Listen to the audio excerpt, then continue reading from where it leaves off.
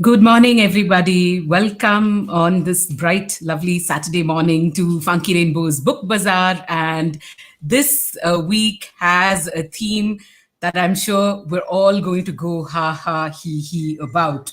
Well, yes, it is a bazaar on humor, books, Indian children's books, that are the funniest and the funnest books, in the Indian children's context that feature ha ha ha heroes and he heroines. We just felt that the times were so right to choose humor as a theme. We have, across the last couple of months, seen the world like it has never been before. And definitely, we all need generous dollops of humor and fun in our lives to get through these challenging times. And what better than some books that literally make you go ha ha he, and hence the theme on humor. We have, of course, spent all of last week laughing while picking out these books, laughing while browsing our bookshelves, and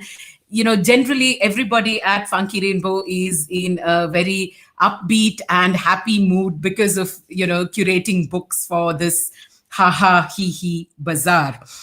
So, of course, we have the website, our website, www.funkyrainbow.com, has all the books that we're going to recommend today, and more than what we're going to recommend today. In fact, when we started scouring the shelves for humor, we came across so many titles that, we've put them all out. I know we'll only be able to recommend a small selection of them, but please do, go to the segment that's called Buzzaar. Click on it. You'll come to a header called Ha Ha He. Click on that, and there are perhaps almost 80, 90 books in the bazaar. I mean, in that bazaar, say, on humor. I mean, featuring absolutely funny, characters. Hi, Joanne. Hi, Rimjim. Delighted to see both of you at the bazaar this morning. I know, Joanne, you've been waiting eagerly for this theme. Believe me, we have been too. The popular, there's a popular saying that says laughter is the shortest distance between two people. And indeed, so many of you watching us out there, actually sitting in different cities across the country, perhaps even the world, we feel though connected to you every Saturday, and this Saturday even more so, because laughter indeed is the shortest distance between two people.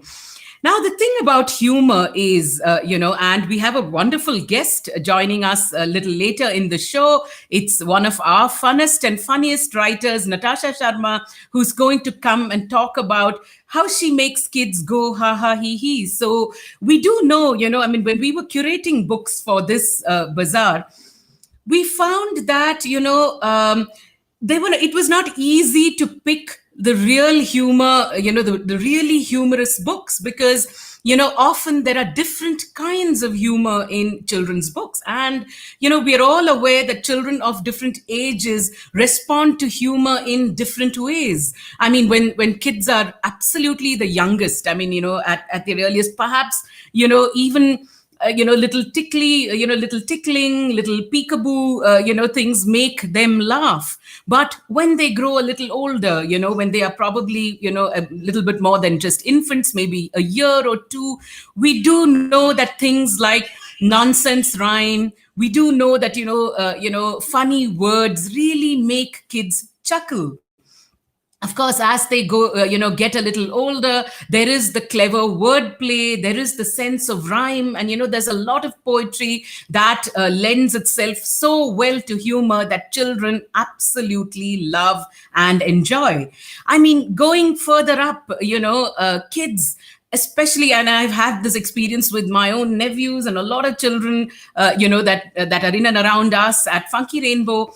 absolutely delighting in slapstick humor, potty humor. My God, what a big thing it is with young kids.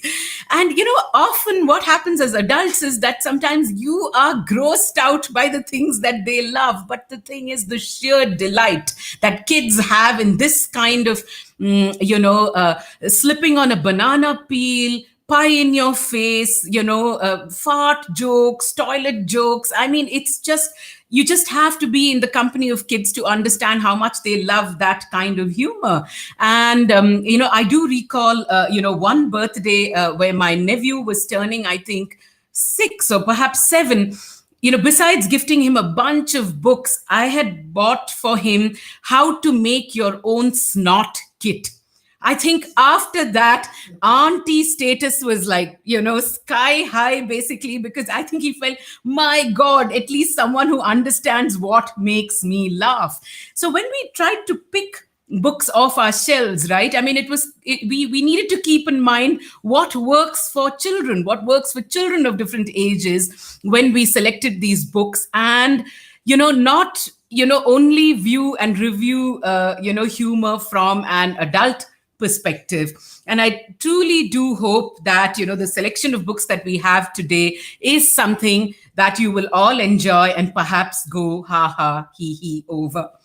So, without further ado, let me start off with the first book in our recommendation list today, which is probably something that a lot of you already know of. I mean, it's a personal favorite. I've seen many children grow up with it, and it reinforces the fact that Indian names, Indian situations lend themselves so brilliantly to a very, very different kind of humor. So, yes, ladies and gentlemen, the first presentation of the day, Annual Haircut Day. Absolutely a chuckle-inducing book right from the cover, written by Rohini Nilekani and illustrated by Angie and Upesh. Its marvelous hero has a name none other than Sringeri Srinivas Rao. I do know when I used to read this book out to Sham's son Aaron when he was tiny, just the words Sringeri Srinivas Rao would make him chuckle.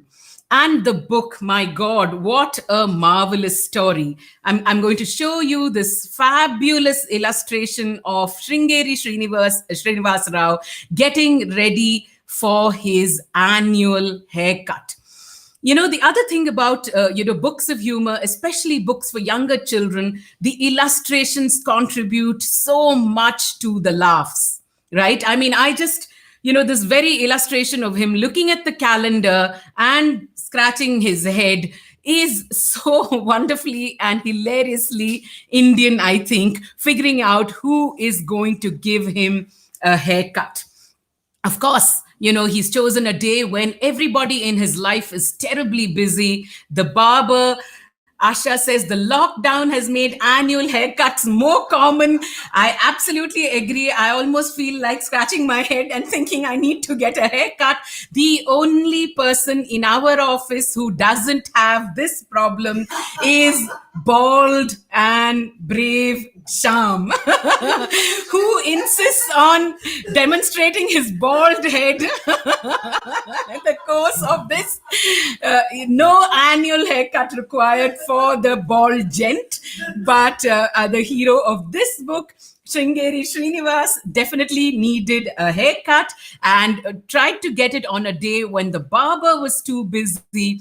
He, of course, went absolutely right away to his wife then when the barber said he was too busy, and said, can you cut my hair? I just love this illustration where she's just yelling back at him saying, are you blind? Don't you have eyes? I mean, can't you see what I'm doing for the kids, basically? Can't you see? And I just love the way his face is reduced. It absolutely becomes very, very small. What happens to this wonderful character Sringeri Srinivas Rao, does he get his annual haircut, and how does he get it?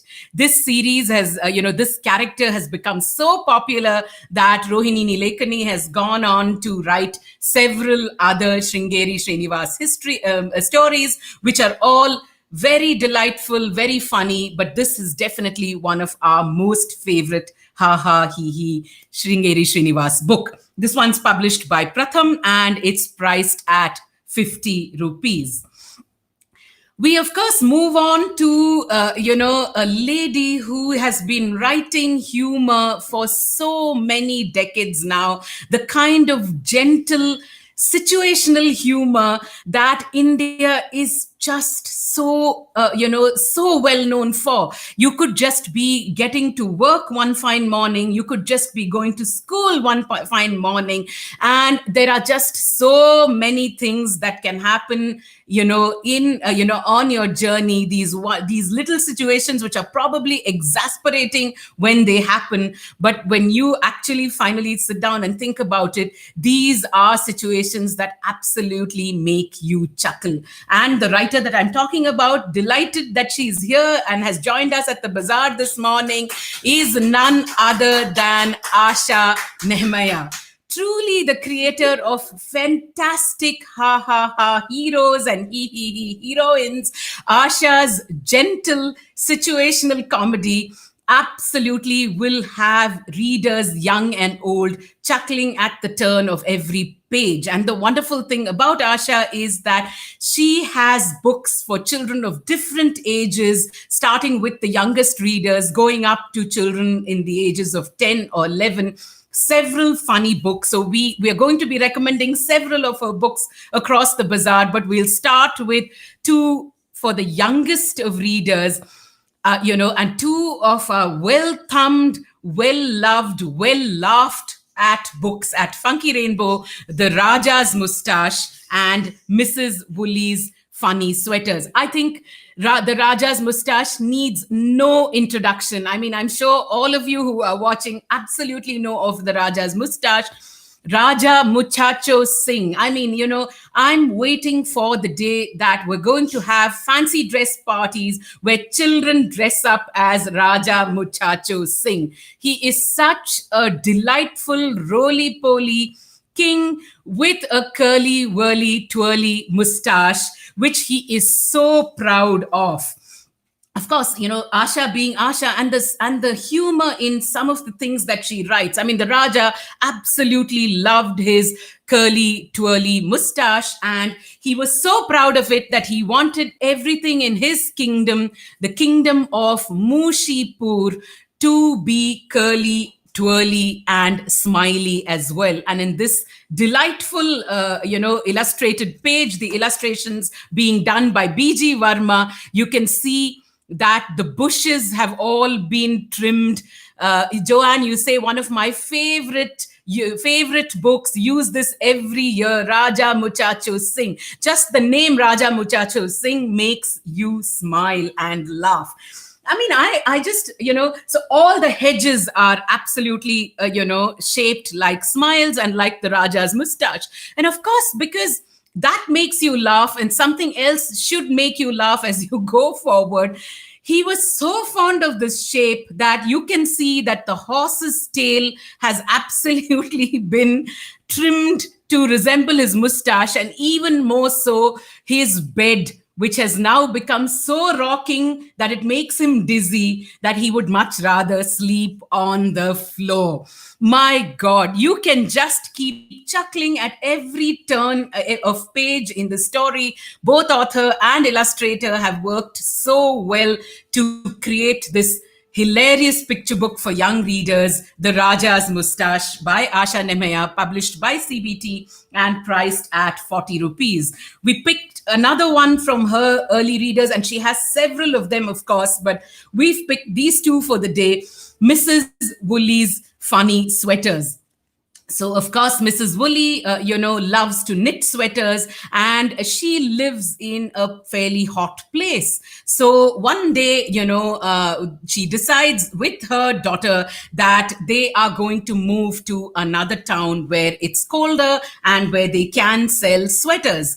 Of course, they go to a town that's right on top of the mountain, which is very, very misty. And hence, when Mrs. Woolley is knitting her sweaters, the mist is just fogging her vision in more ways than one. So, what happens to the sweaters? Now, the sweaters get knitted with 3 arms, with 2 necks, and just the kind of delightful things that you can point out to a child. Ask them to imagine their own, the kinds of sweaters that they may have knitted, or the kinds of sweaters that, or what they would do with a sweater that has 3 arms or 2 necks. And believe me, you will find answers that have you rolling on the floor in laughter.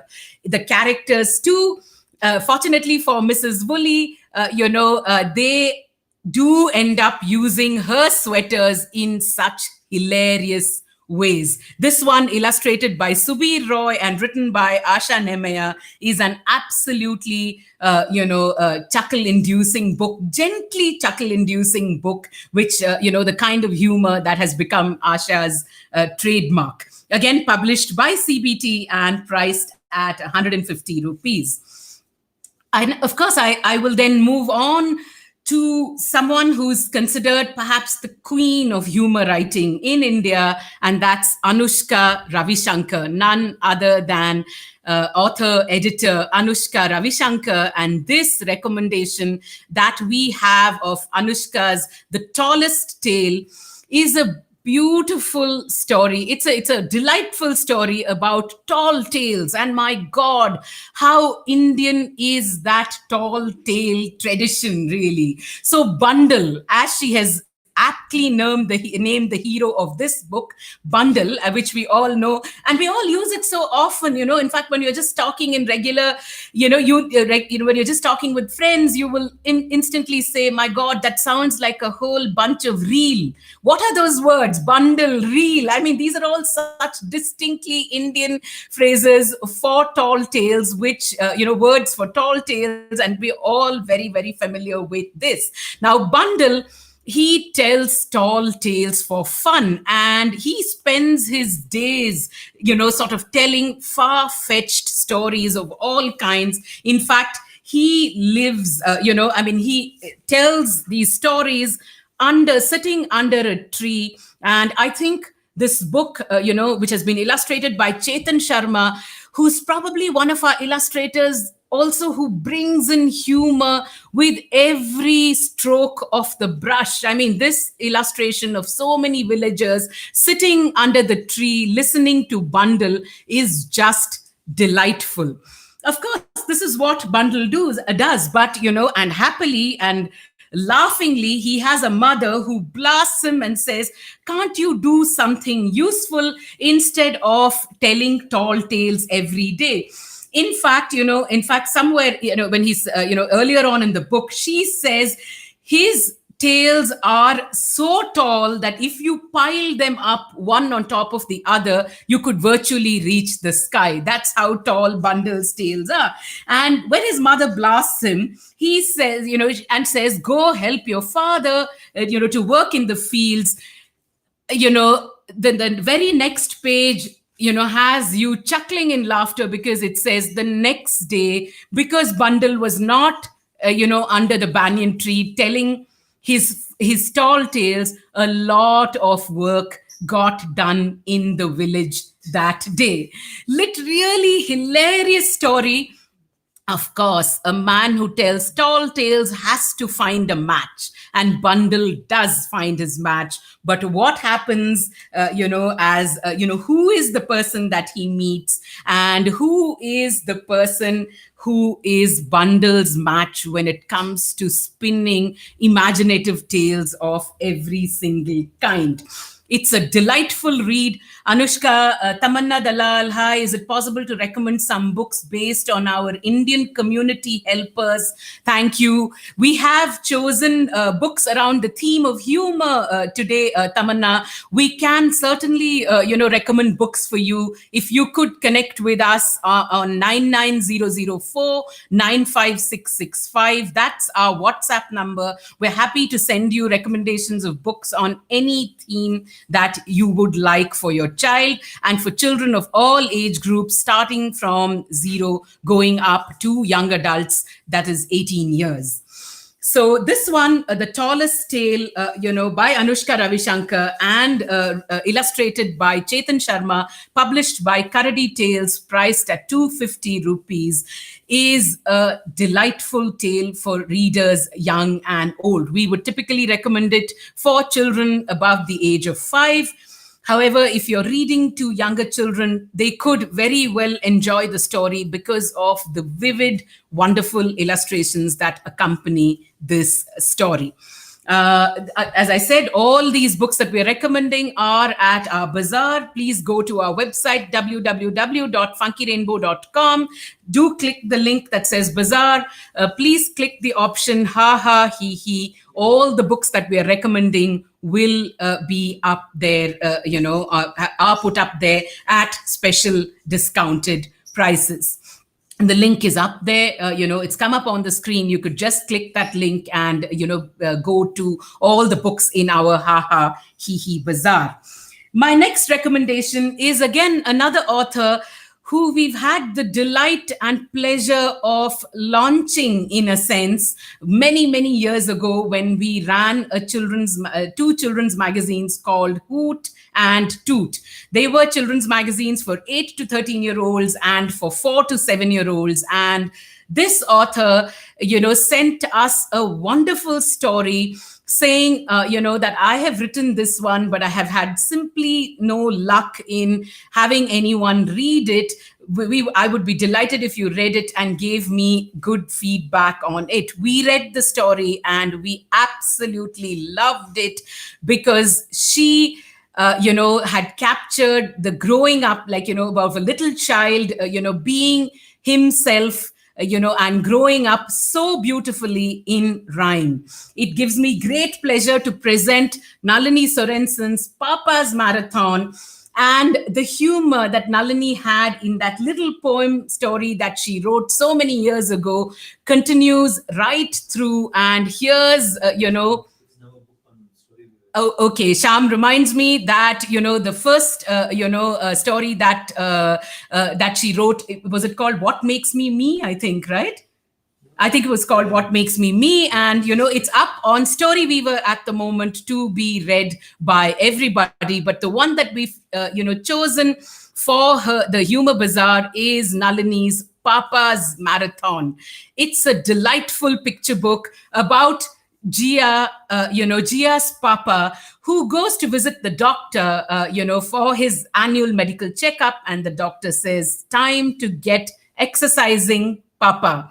So what does Papa do? Well, he buys himself lovely new clothes, great shoes, fantastic socks. He even has a device that measures every step that he takes. And he's all set to start walking and running as a form of exercise every day. His wife, fortunately, Asha, you say, yay, love this book of Nalini's. Absolutely, we love it too.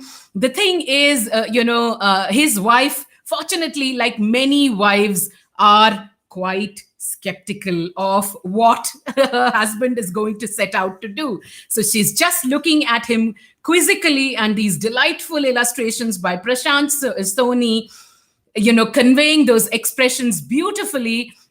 But the grandmother is highly supportive of her son, listening very intently to everything he's doing to get set, on an exercise regimen. Now, the thing is, what happens when he starts walking? Of course, every day goes by with reports on, I've done 2913 steps today, 2.2 kilometers, and let me see how many calories I've burnt. Papa bragged as he returned from his walks.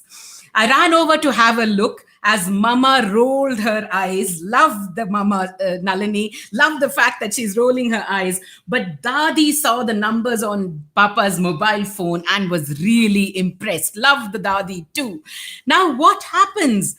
Does Papa actually, continue this exercise regimen? Does he continue to, do this day after day? And how does Gia, his little darling daughter, help him? It's a hilarious story. I'm not going to give away more than that. You do know, with the title, that he progresses from walking to running. And well, one more thing that I can tell you is signs up for a marathon. And after that, you just have to read the book to understand, to know how funny and delightful it is. Papa's Marathon, written by Nalini Sorensen. Yes, Asha, Prashant Soni has done a fantastic job with the illustrations. I am really going to show you one or two more. The colors are vivid. The expressions are top notch, chuckle inducing expressions, really.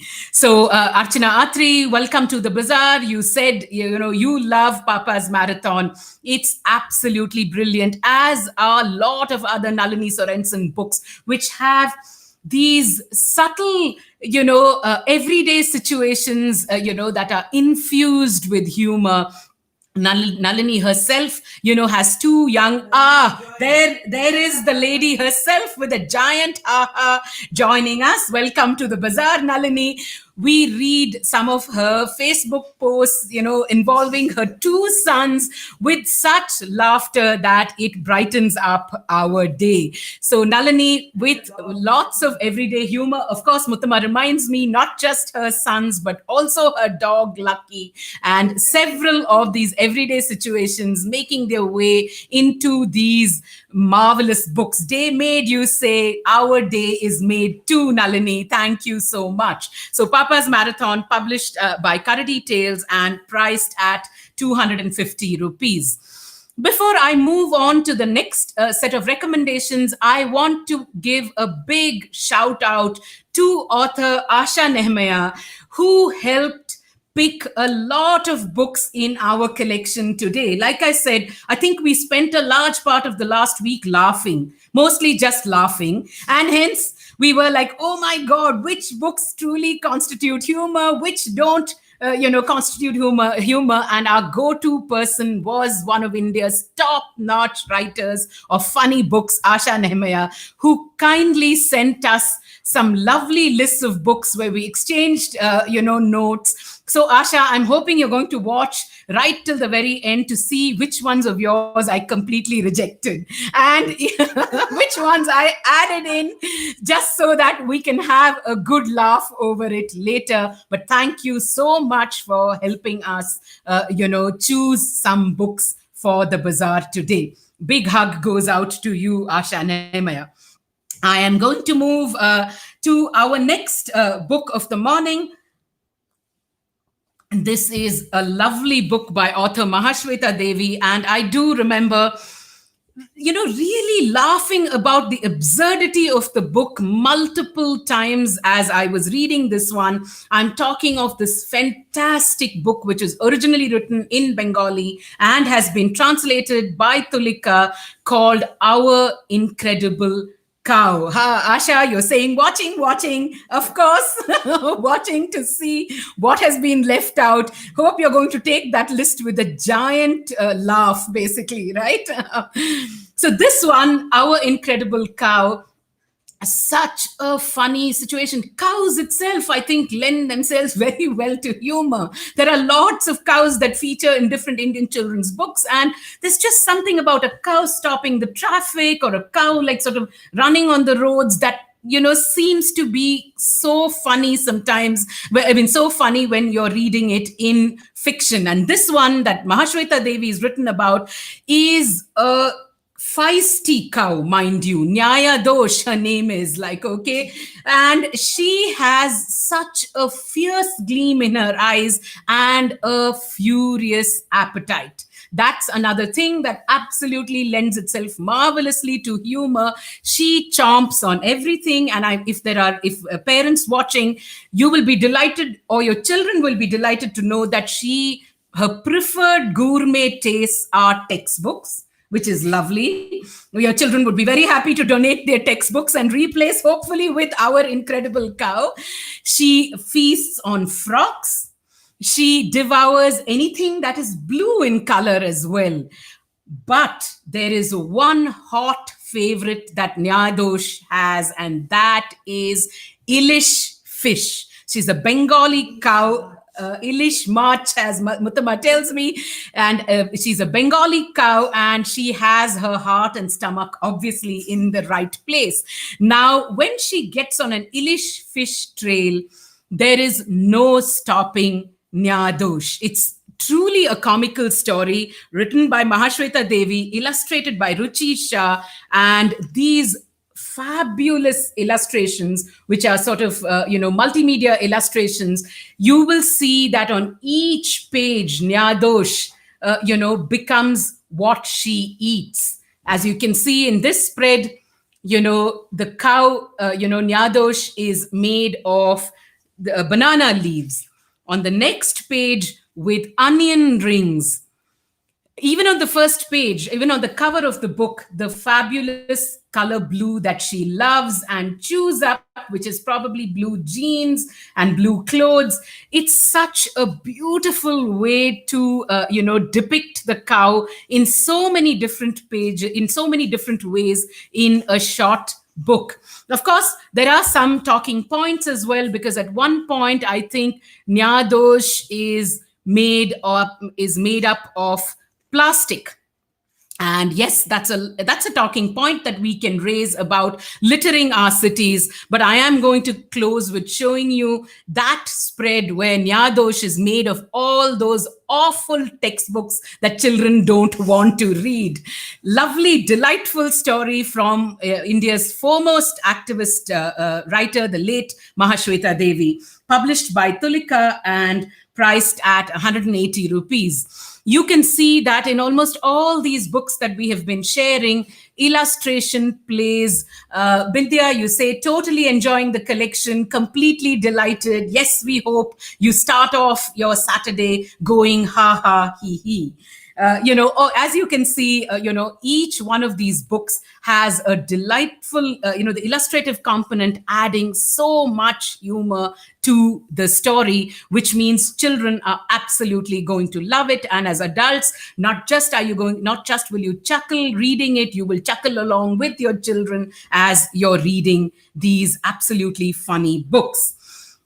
We move to the next recommendation, which is another great slapstick humor, story of slapstick humor, Adil Ali's Shoes. Actually, Fawzia Gilani Williams writes beautifully. She depicts communities. Most of her stories are, do have Muslim protagonists, and they are so wonderfully depicted, just as everyday people like, all of us, part of this integrated country. Really, I think it's very, very important to represent different communities of people in our children's books.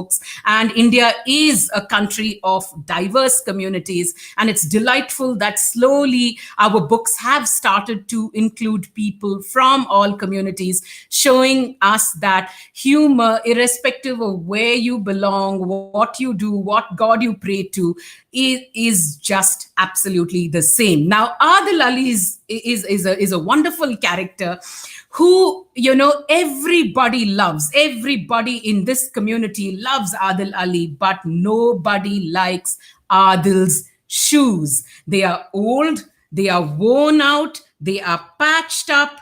And as you can see in these wonderful illustrations by Nilofer Wadia, with so much detail on these spreads of the community, the neighborhood that Adil lives in.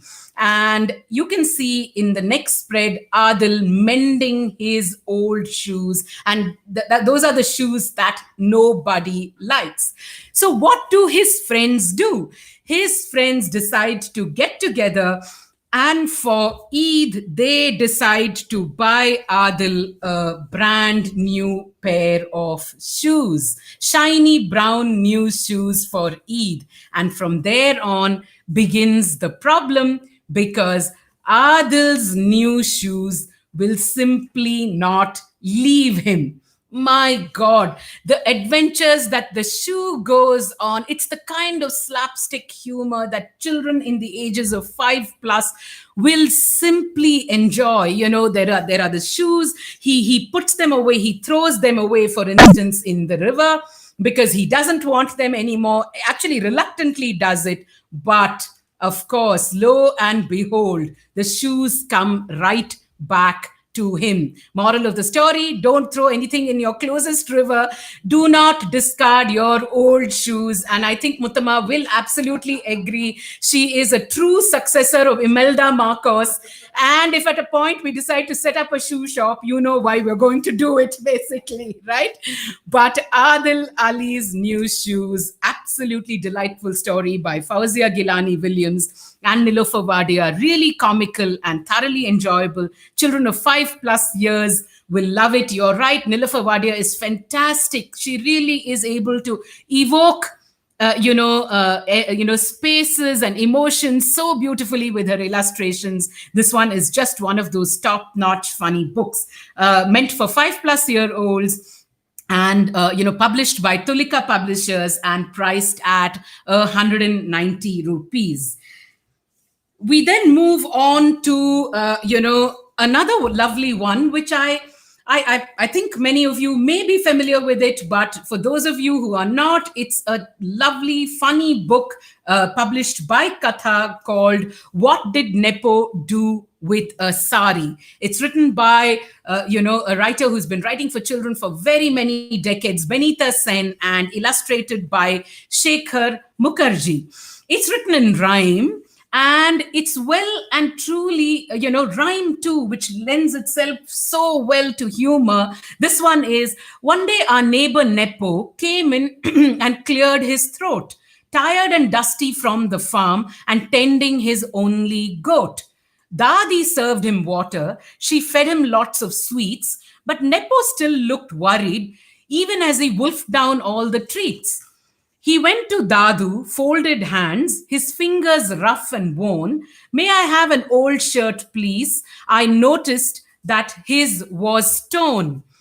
Lovely illustrations too. And Dadu, of course, in this story, is quite a scowly man who doesn't want to give any of his things away. Fortunately, Dadi is exactly the opposite of Dadu. So when Nepo asks Dadi for her, Dada for his shirt, and Dadi sees that he's reluctant to give it, Dadi comes running with her sari and even decides for Nepo that not just can he make a shirt for himself, he can perhaps also make a shirt for his newly born son. Now, if you think you know where the story is going, I'm not going to give you anything more. It has one of the most surprising endings, about what Nepo really did with a sari.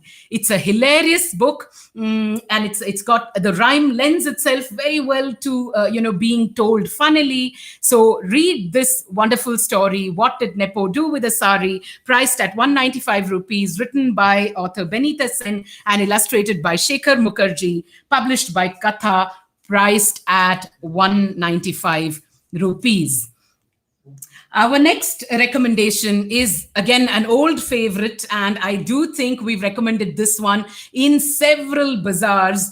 simply because of how humorous and how funny this folk tale from Bundelkhand is. Actually, in lots of Indian folk tales lend themselves very well to humor. There are humorous situations, humorous characters, and this one is certainly one of them. What a song, a Bundelkhandi folk tale illustrated by Jitendra Thakur. Now, this was about a woman who lives in a village where a lot of women around her seem to be able to sing with effortless ease. She, however, can't seem to sing to save her life. So, what does she do? She tells her husband one fine morning, "You have got to go to the market and buy me the latest song. I've got to be able to sing it, and I've got to be able to impress my friends." You can see these beautiful earthy illustrations that add so much into this excellent folk tale. The husband, of course, is perplexed and is amazed, but has no choice but to do his wife's bidding. So he goes to the bazaar and he asks to see whether he can buy a song. Of course, I mean, there are lots of little bits and bites of dialogue that add to the humor. For instance, he tells her at one point, "I've never seen songs being sold in the bazaar," he said in amazement, "but I'll go look. Please give me 5 rupees and I make sure that I'll find you a most impressive song." Of course, Joanne says, "My absolute favorite, used to do this orally until I found out that it's now a book too. Great for participation. Absolutely great to get your children reading and singing with you, because indeed the story is what a song." Of course, the husband goes to the market, and as you can see, the quizzical looks on the faces of all the shopkeepers, who are absolutely guffawing in laughter after they have told him that, "I'm afraid the latest song has sold out. Sorry. I'm sorry the clothes merchant doesn't have a song. I'm sorry the fishmonger doesn't have a song." Jyoti Narayan, you say you love What a Song. Beautiful in the illustrations in this Bundelkhandi story. Absolutely. And so the poor man is walking back home quite desolate because he hasn't found a song. Fortunately, neither humor nor imagination have abandoned him. And on his way back, he sees various animals going past and uses those animals to compose, little songs. I mean, to compose actually couplets, little rhymes, all of which go on to make a fabulous song. It is replete with beautiful Indian words, which are, of course, also explained in English. But, as Joanne just says, you could absolutely make the child repeat these lines after you, and they're going to love it, because with each animal, 2 extra lines get added on to the song. Of course, what's the humorous part of the story? Just not that he's just composed the song. The song absolutely saves the day in the most hilarious way. For those of you who don't know the book, I'm going to let you read it and find out this wonderful book published by Ekalavya, so beautifully illustrated by Jitendra Thakur. It's a retold folk tale, so I think somebody at the Ekalavya team may have done it, because there's no credit for a writer. But this one's priced at 120 rupees and is an absolute keepsake for children across the ages. And in fact, I think it's a story that adults will enjoy too. You want us to say a round of hellos before we get started with a couple of more recommendations, and before we sort of invite our guest? A quick round of hellos to all of you who've been watching. Hello, Joanne. Lovely to see you. Hello, Vinod Kumar. Hi, Archana Dange.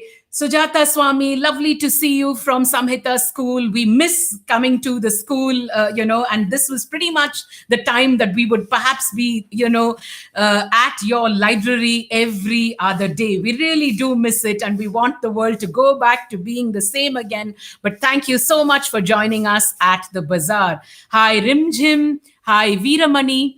I can't see. Hi, Veeramani. Hi, Samir Thakkar. Absolutely a pleasure to see so many familiar names at our bazaar. Hi, Vasundhara Raghavan. Muttama tells me you are a kidney warrior and that laughter is indeed the best medicine for a good kidney. I think laughter is indeed the best medicine for everything: a good head, a good heart, a good kidney, a good liver, just a good life, basically. Hi, Mum. Great that you've managed to join. And I'm sure you're laughing that there's no school today, so that's a good reason to be at our Ha Ha He He Bazaar. Hi, Asha Nehmaya. Again, a big thanks goes out to you for helping us curate so many of the books in our Ha Ha He He Bazaar. I really can't tell you how much your support matters to us every single day in everything we do.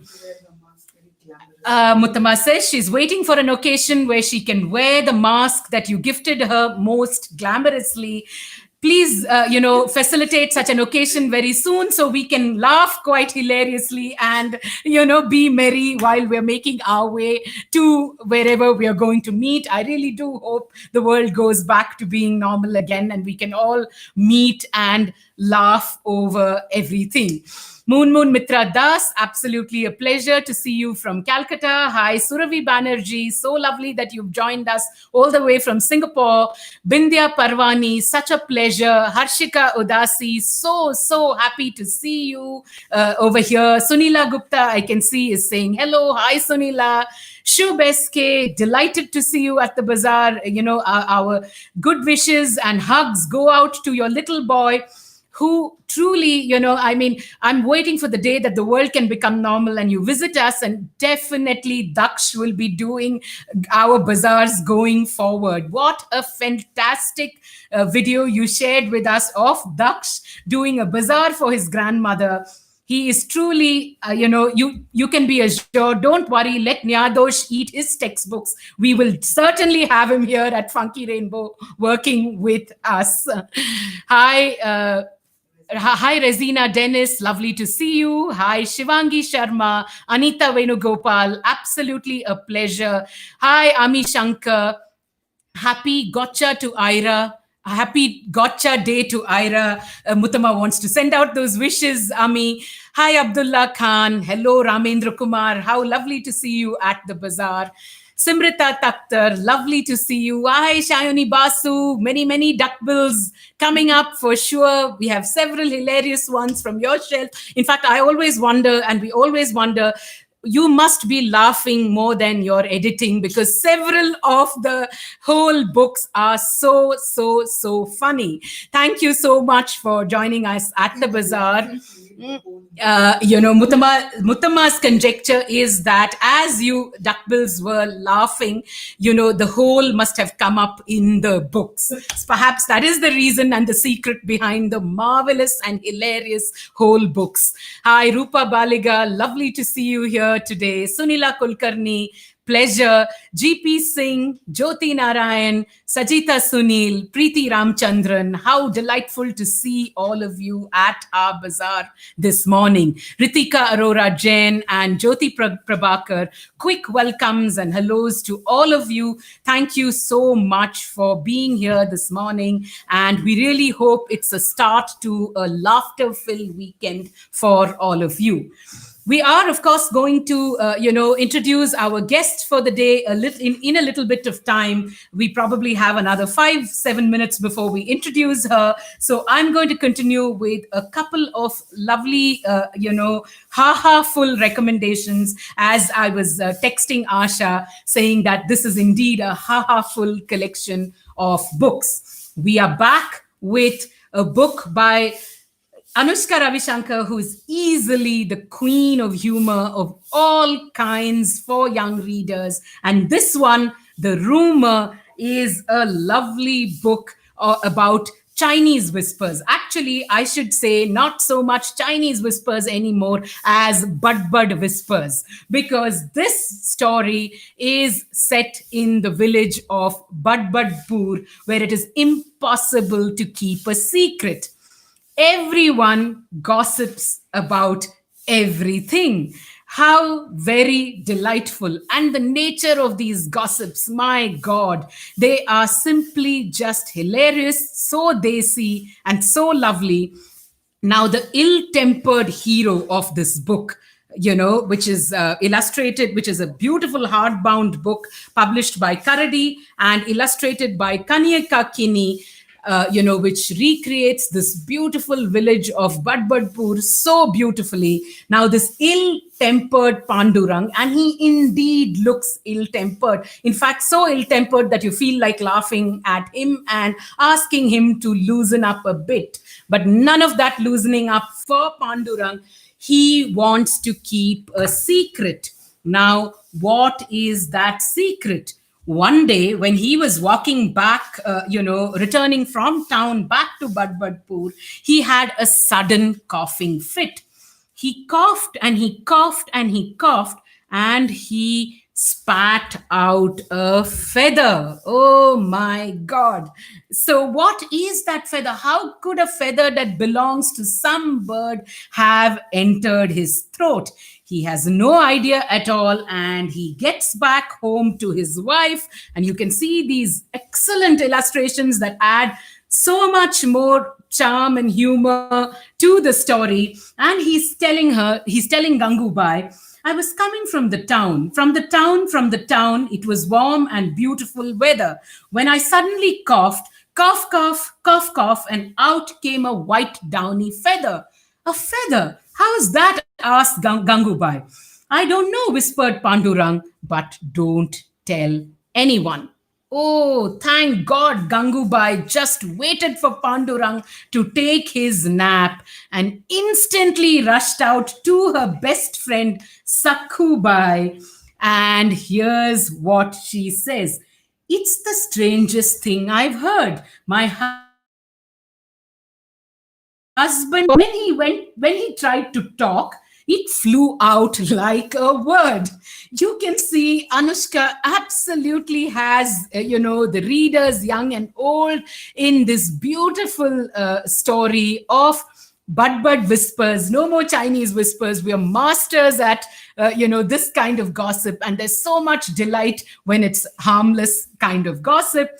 A beautiful, happy, funny story by Anushka Ravishankar. The Rumor, published by Karadi Tales and priced at 399 rupees. This one is, as I said, all the books that we're recommending, please log into our website, www.funkyrainbow.com. Please click the Buzzaar link on top, and you will come to a drop-down menu that says ha ha hee hee. Please click on ha ha hee hee, and all the books that we're recommending are up at special discounted prices. We have put up the link to all the books at the Buzzaar. If you think these are some books that your children will enjoy, please do consider picking them up from Funky Rainbow. Our guest Natasha is almost here, so I'm going to make one quick recommendation before I introduce her. And this is a book that, it pays to do treasure hunts in your own office, in your own space, and amongst your own bookshelves, because this one is a delightful one which has been on our shelves for so long, and we discovered it with such happiness and glee for this Buzzaar. Oh no, not again. Written by Geeta Dharmarajan and illustrated by that genius, brilliant illustrator, Rajiv Aip. It is just so funny. It's the story of the most famous cricketer of Dham Dhoom Nagar, Her Most Royal Highness of Dham Dhoom, and owner of the best cricket pitch in the world, Princess Banu. Now, what a cool princess she is. She has the world's best library, Her Majesty's BB's Cricket Library. I'm sure it's going to several cricket aficionados out there need to borrow their books from Her Majesty's BB's Cricket Library. Why BB? Because she's the best bowler of Dham Dhoom Nagar.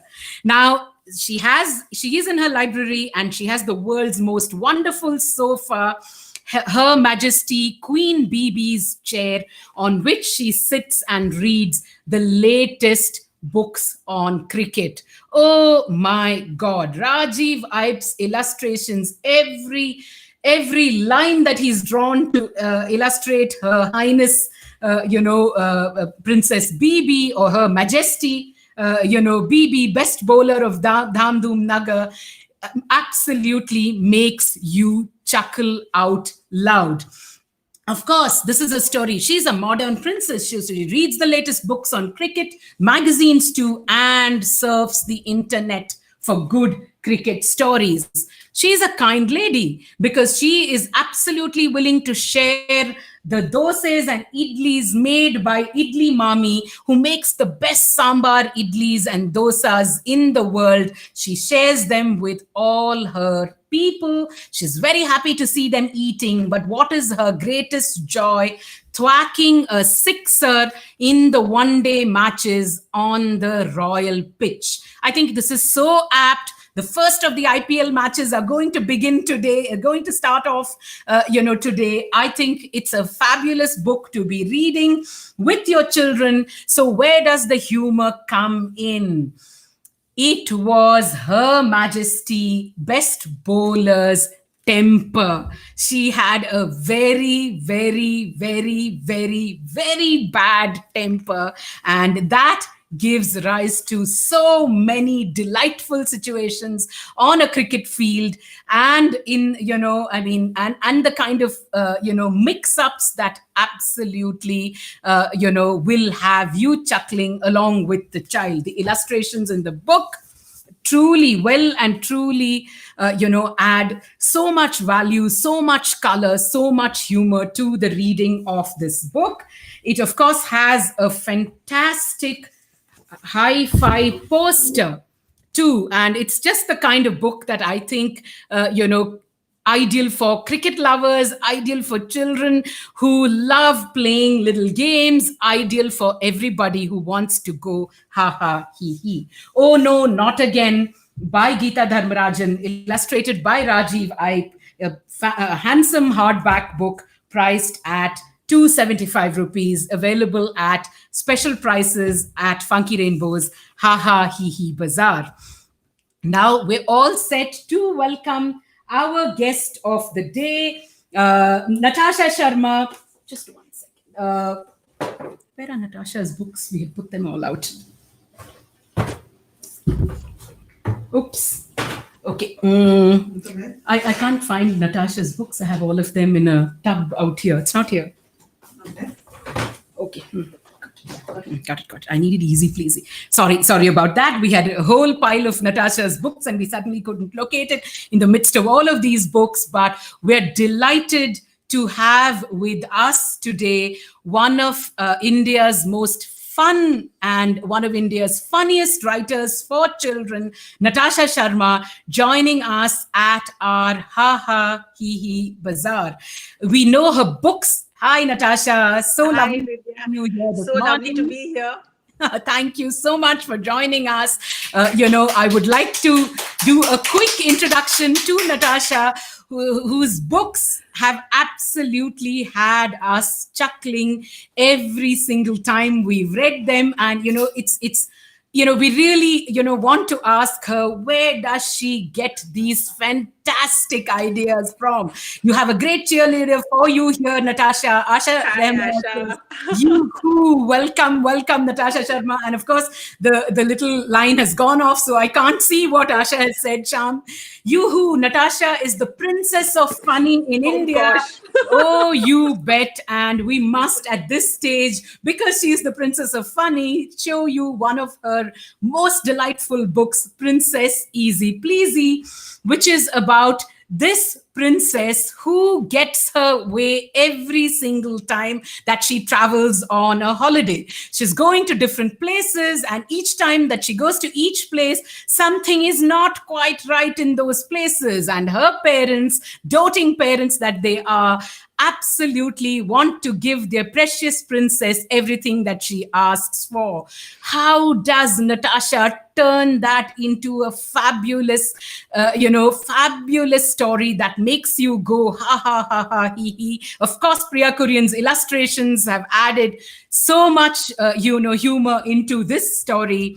But it's something that we would recommend. There's Geet Shah says, "We love you, Natasha." From Jal Pratap, my 6-year-old. Wow, wow. Hi, This is the Geet, and first hi, time Jay we have Pratap. Thank you so much. had. This one is one of Natasha's marvelous picture books. We do have, Rooster Raga, which I will let Natasha talk about, of course, but really a rooster, Ruru, the rooster, simply the name Ruru, rooster, makes you laugh. And of course, it's like a funny foot tapping, hand clapping, sing along kind of story that will end in peals of laughter for sure.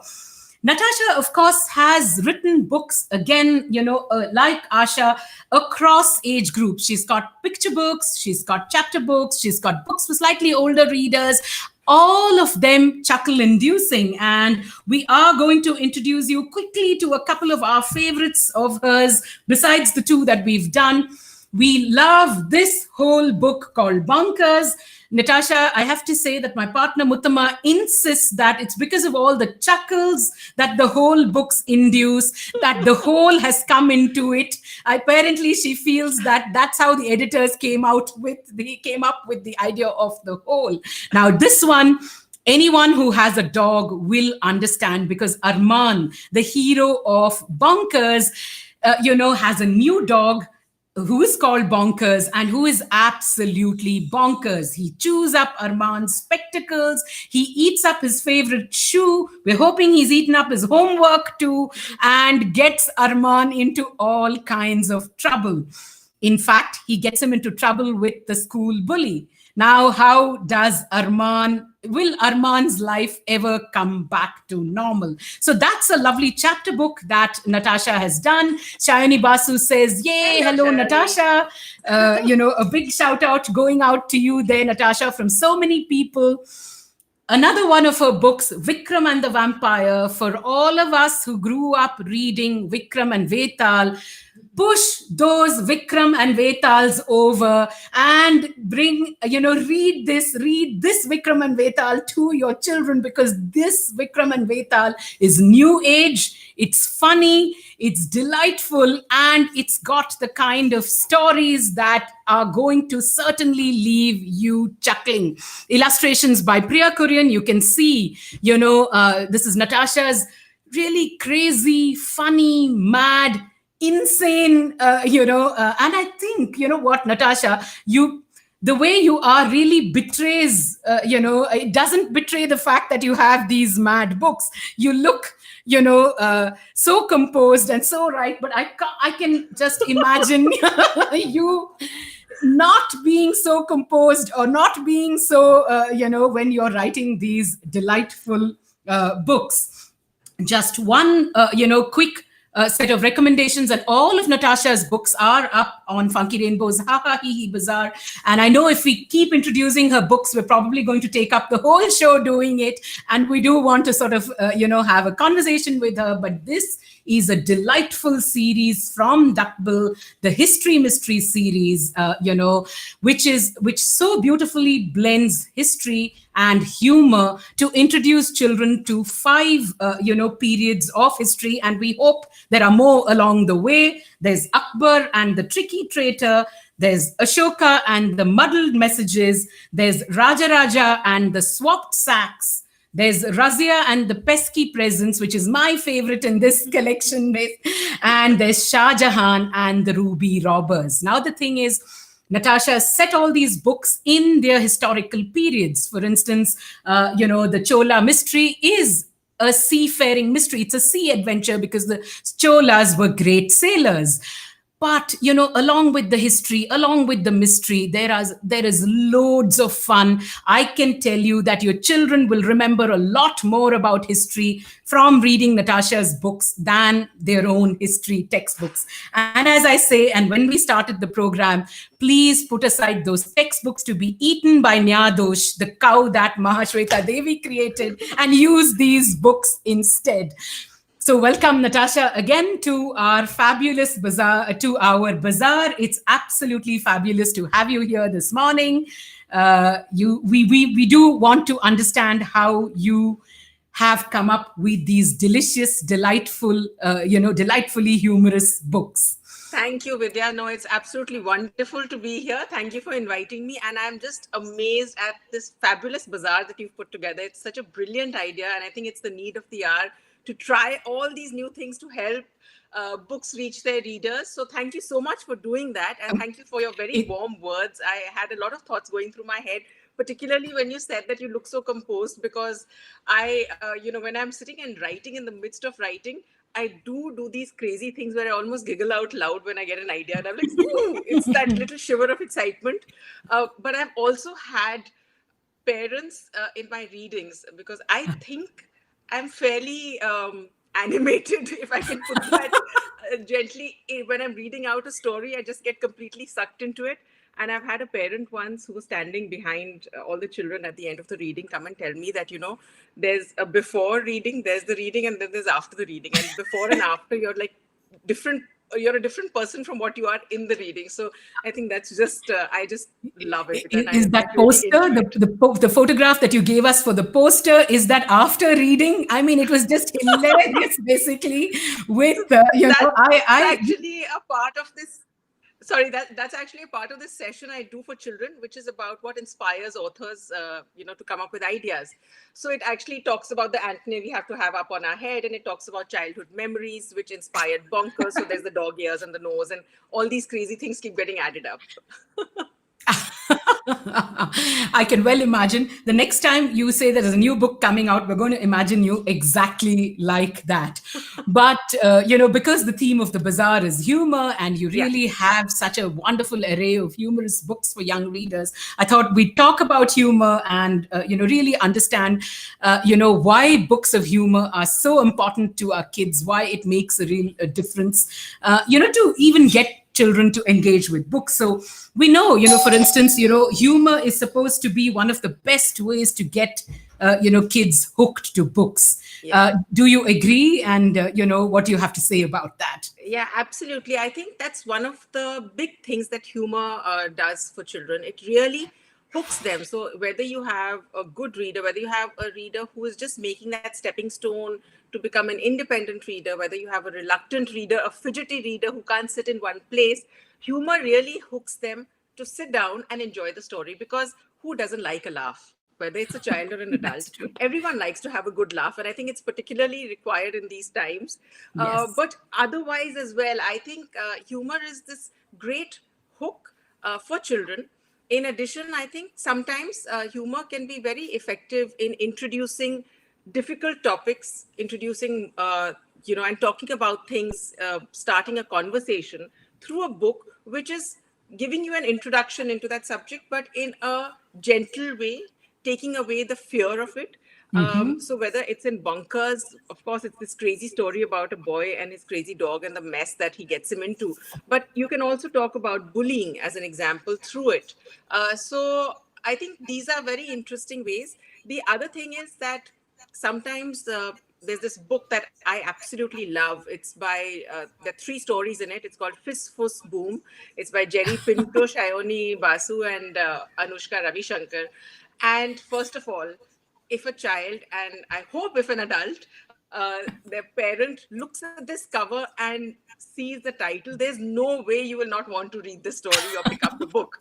And I can tell you, because I've read this twice over, that the stories do complete justice to the title. So it is a really hilarious read, and I think that these books like these really can get all kinds of readers into the fray. So that's what I like doing. Whether it's one of my own books, Rooster Raga. In that case, like you mentioned, the title is there, but the story is actually about this rooster who can't say kukru kudu. And in that case, when he can't say kukru, he decides to go through the farm and ask animals for help, like we do when we are often in trouble. But he keeps getting more and more muddled. So his kukru, which never appeared in the first place, becomes a kukamoo, and then it becomes a kukahiho. So and I mean, this is a story I've probably read out 100 times over, if not more, with a rooster prop on my head, and it always gets a lot of giggles. So yeah, I think it's at the end it talks about celebrating uniqueness, so you can get humor to talk about a lot of different things effectively. Absolutely. Yeah. Absolutely. That's so, the last time we had introduced, we had recommended Fist Fuss at one of the bazaars. A mother, literally sent in a comment saying, "At last, a book about farts. I've been waiting for it."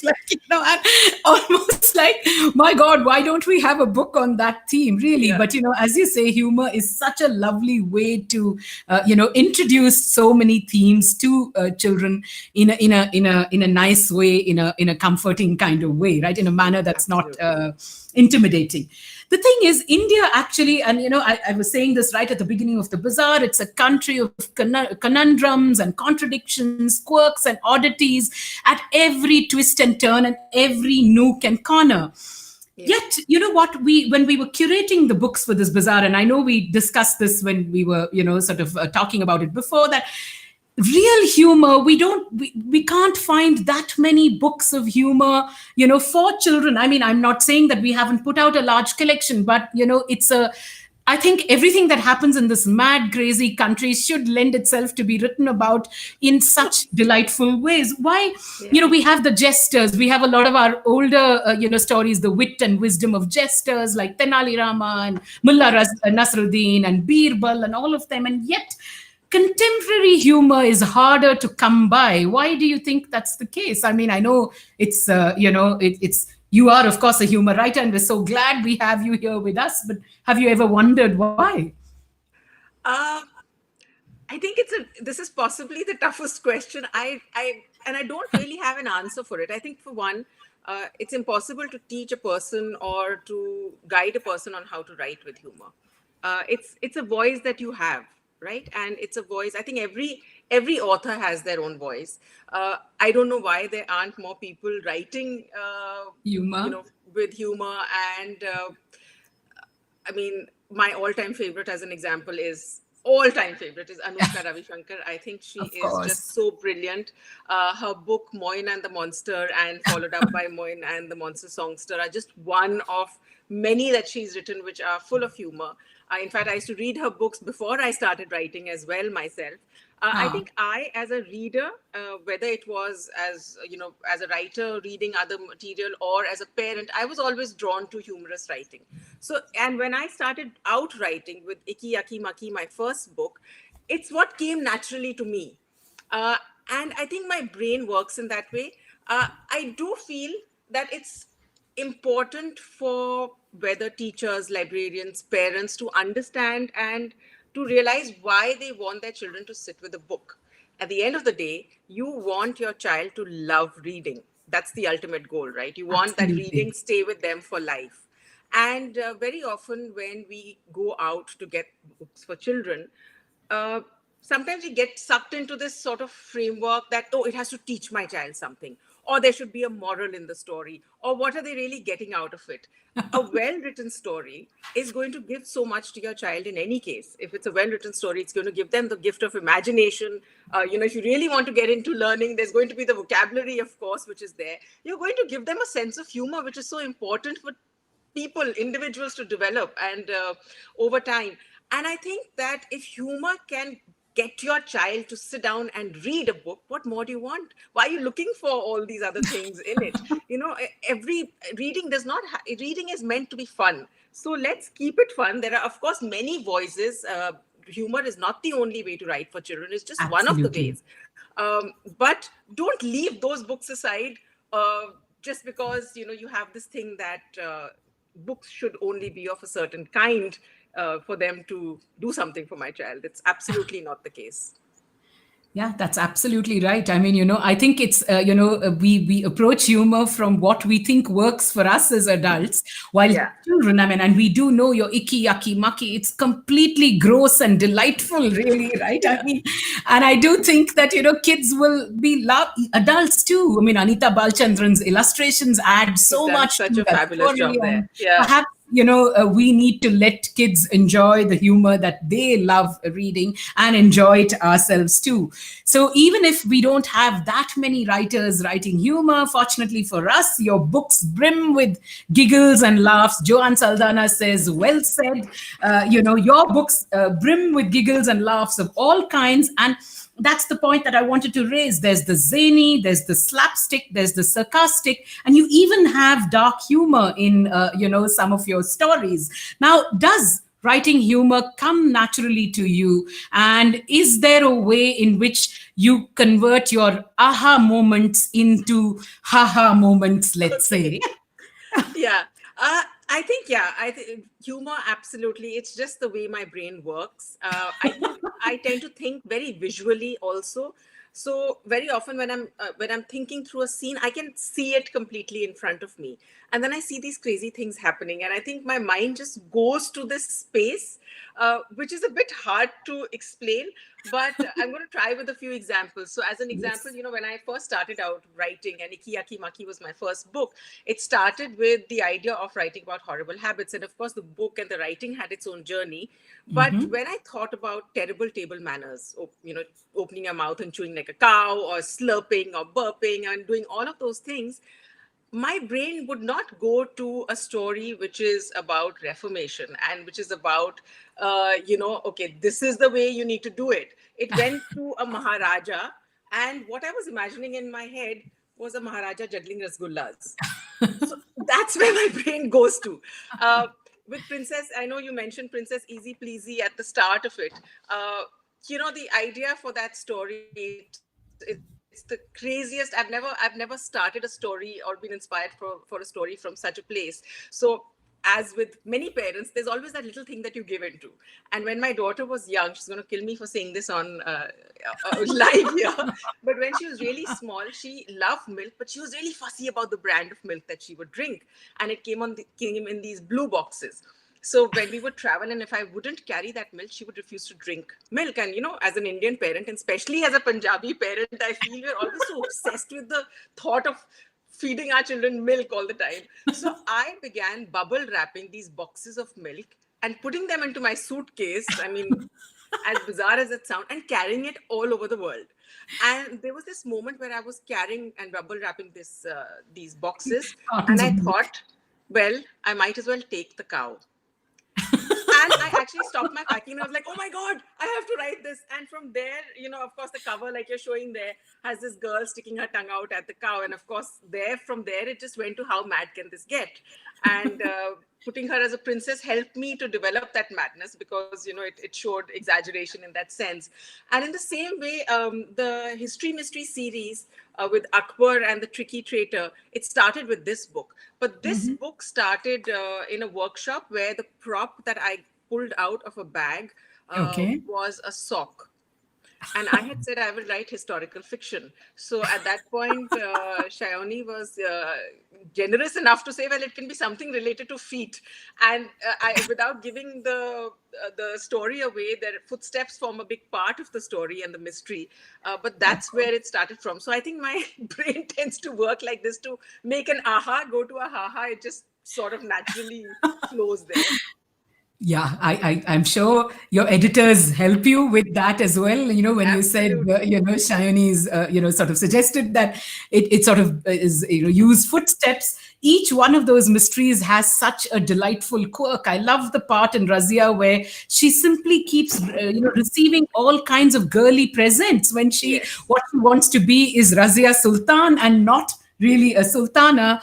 We absolutely get a sense of how you're able to convert these aha moments into something really funny. The thing is, as children, and you have written books for children of various ages. I mean, you've got Yeah. picture books for younger readers, you've got chapter books. You go up to, I think, 10, 11 years, basically, right? You've done those fabulous good Indian child guides, which are Yeah. so, I mean, just the very name, my gosh, it sounds exactly like all those things that a good child should not do, basically, right? A good Indian child's guide. The thing is, children of different ages enjoy different kinds of humor, right? There's Yes. nonsense rhyme, there's pie in the face jokes at an early age, there's clever wordplay, there's exaggeration, there's situational comedy as they kind of grow older. But what most adults seem to think is that they just sort of they kind of tend to associate, let's say, cartoons with Yeah. humor, Yeah. and believe that, I mean, that's probably not what you should be doing. Come on, just don't keep laughing and watching those cartoons, get back to your books, kind of thing. But could you tell us why we should introduce children to different kinds of humor through books? Yeah, I think variety is really important. It also helps children discover what they really like. Every child will be drawn to different things, and at different stages, different forms of humor will connect. At the end of the day, it's you think of it, if you're reading a book or you're writing something or you're even speaking out loud, a thing that always gets somebody else's attention is something that you'll say which will just connect. It doesn't have to be a complete ha-ha moment, but it could be subtle humor at times. It could be a pun. It's just different things. So I think it's great to introduce children to different writing and different styles of writing and different forms of humor. It'll hold them in good stead through life, other than just being a blast to read. So if there are so many of Asha Nehemia's books. One of them that comes to mind is The Mystery of the Secret Hair Oil Formula, Absolutely. which are so wonderful. A couple of them have that gentle humor. There's some which are, with that exaggeration and mystery woven into them. There's wordplay and puns where perhaps the entire story is not a funny story, but that author tends to use a lot of wordplay and puns in it. Again, one that comes to mind is The Horrid High book by Payal The Kapadia. horrid high ones, yeah. I think that those, that would be a completely different way of writing. Like you mentioned, given you mentioned the Good Indian Child's Guide series. So I have two in that. There's one on eating mangoes, and there's another on playing cricket. The mango one was the first one, and a lot of Yeah. people are like, "You've written a book about how to eat mangoes? Really? Do we really need that?" And I'm like, "Yes, you want to know till you begin." So in this, of course, it's a mix of things that children will associate and experience and understand immediately, because mangoes are such an intrinsic part of our childhood in India. But it's also about taking and really, I can say relishing with the mango book, but it's really relishing those moments of messiness. So there's that part of it which is often very exaggerated, or it just goes out of the mind. So I had this when I was a child. My favorite way of eating a mango, I'm going to just try and open that page, used to be that I would pretty much peel the entire mango and dig my teeth into it, which is, as you can imagine, extremely, extremely messy. So I called it the everyone else exit now way, or the Chaddi Banyan method, or the mega mess method. And it involved all these different things. And of course, then where the mango got into her mouth and her cheeks and everyone else ran away. So this is, of course, based on something which is very real and which children, perhaps even some of them, enjoy eating like this. But the other level of exaggeration was where I came up with the karate cut crazies way, Karate which cut is, of course, crazies, got yeah. many warnings that do not do this method at home. But I actually imagined the girl doing this. So I think it's a combination of all those. And given that IPL is starting today, I have to bring out the Yes, cricket of book. course. Of course, it's for the season. Mango season is almost over. Cricket season is almost here. And in Yes. case you're wondering what these three skinny good Indian children are doing, it's connected to the previous page, where in the mega bonus stuff that you need, mega bonus stuff includes wickets, and these are the different types of wickets. And sometimes, of course, not advised, three skinny Indian children can serve as the wickets, standing behind. So I think you can do all these kind of fun things with the book. There's another one on poetry which comes to mind, the boastful centipede and other Yes. creatures in verse. And that's where you take poetry and have a lot of fun, build a lot of humor into it. Yeah. Absolutely, absolutely. So where the chaddi banyan spread of eating mangoes, the good Indian child's guide to eating mangoes, is just utterly chuckle inducing and so true. How many of Yeah. us was we would go to my grandparents' house every summer, and you would be sent off to the courtyard or to sit at the back in chaddi banyan and eat all the mangoes. Let everything sort of Yeah. Trickle down. dribble down with all sorts of slurping noises, which really add so much. That they just the joy and the pleasure comes out when you do those things. And you're right, like with IPL beginning today, we in fact before we invited you on the show, we recommended Oh No Not That, a picture book on cricket, Yeah. and I said exactly the same thing with the IPL season beginning, and so many kids crazy about cricket and sports happening after Yes. so long, right? I mean, it's definitely going to be Absolutely. a great a great set of books for adults and children to enjoy. We also, of course, as you say, in these challenging times, of COVID, I think laughing together is really a great way to connect. A good sense of humor can make kids, really, I think, feel better, be able to cope. In fact, we keep saying this, that I think the most challenging situation in this COVID world is for children. They don't go to Yes. school, they don't meet their friends, Absolutely. they're all cooped up at home, worrying about a virus that we don't know. It has really changed their lives in more ways than one. So I think humor is perhaps one of the best ways to deal with these challenging times. And I think you were just saying that earlier, that this COVID world certainly needs a good dose of humor, basically, right? Yeah, I absolutely agree. And I think that, sitting with your child and reading a book, particularly if it's a funny book, is a great way to spend that time together and lighten the mood for everyone. And I'd also say, I mean, I've had parents ready to bop me on the head because they've told me that with Icky Yaki Maki, we've had to read it perhaps 70 or 80 times. We know the words by heart. We don't even need to open the book. I want to hide the book now because my kid has made me read it so many times. But I would say that, even if you have slightly older children, we very often, when they move from going towards independent readers, or even early independent readers, we sort let go. But there are a lot of books where some it really helps, and a lot of times it really helps to take that moment to sit with your child and read a book with them, because comprehension, the emotional quotient, which sometimes they miss in the struggle to get their words joined together, read the entire paragraph through, it's nice to do that together. So I would really suggest that you continue with it. And there's one book that, for a moment like that I would really like to recommend. It's always on the top of my recommendation list, as are most books by Anushka. This one is called Captain Coconut and the Case of the Missing Bananas. And the reason I recommend this to you is that I read it first when I got it, when it had released. And I was really laughing out loud and I was chuckling away. And then I gave it to my son, who was technically, in that sense, perhaps older than what you would expect for that age. And he was literally in peals of laughter. And when he was reading this book, he was yelling at Captain Coconut. And at one point, I had to tap him and say, "You do realize that the captain can't listen to you, right? It's book." And he's like, "Oh God, but can't you make out?" And I was like, so it's really, it's a big favorite in my house. So I would say that cuddle up with it for sure. I know it absolutely, rightly said. Terrific banana peel jokes. Captain Coconut himself, a hilarious, character, and this really enjoyable graphic novel format, sort of comic and graphic novel format that makes it such a funny book to read. We really hope, Anushka has more Captain Coconut adventures up her I know, sleeve. I hope so too.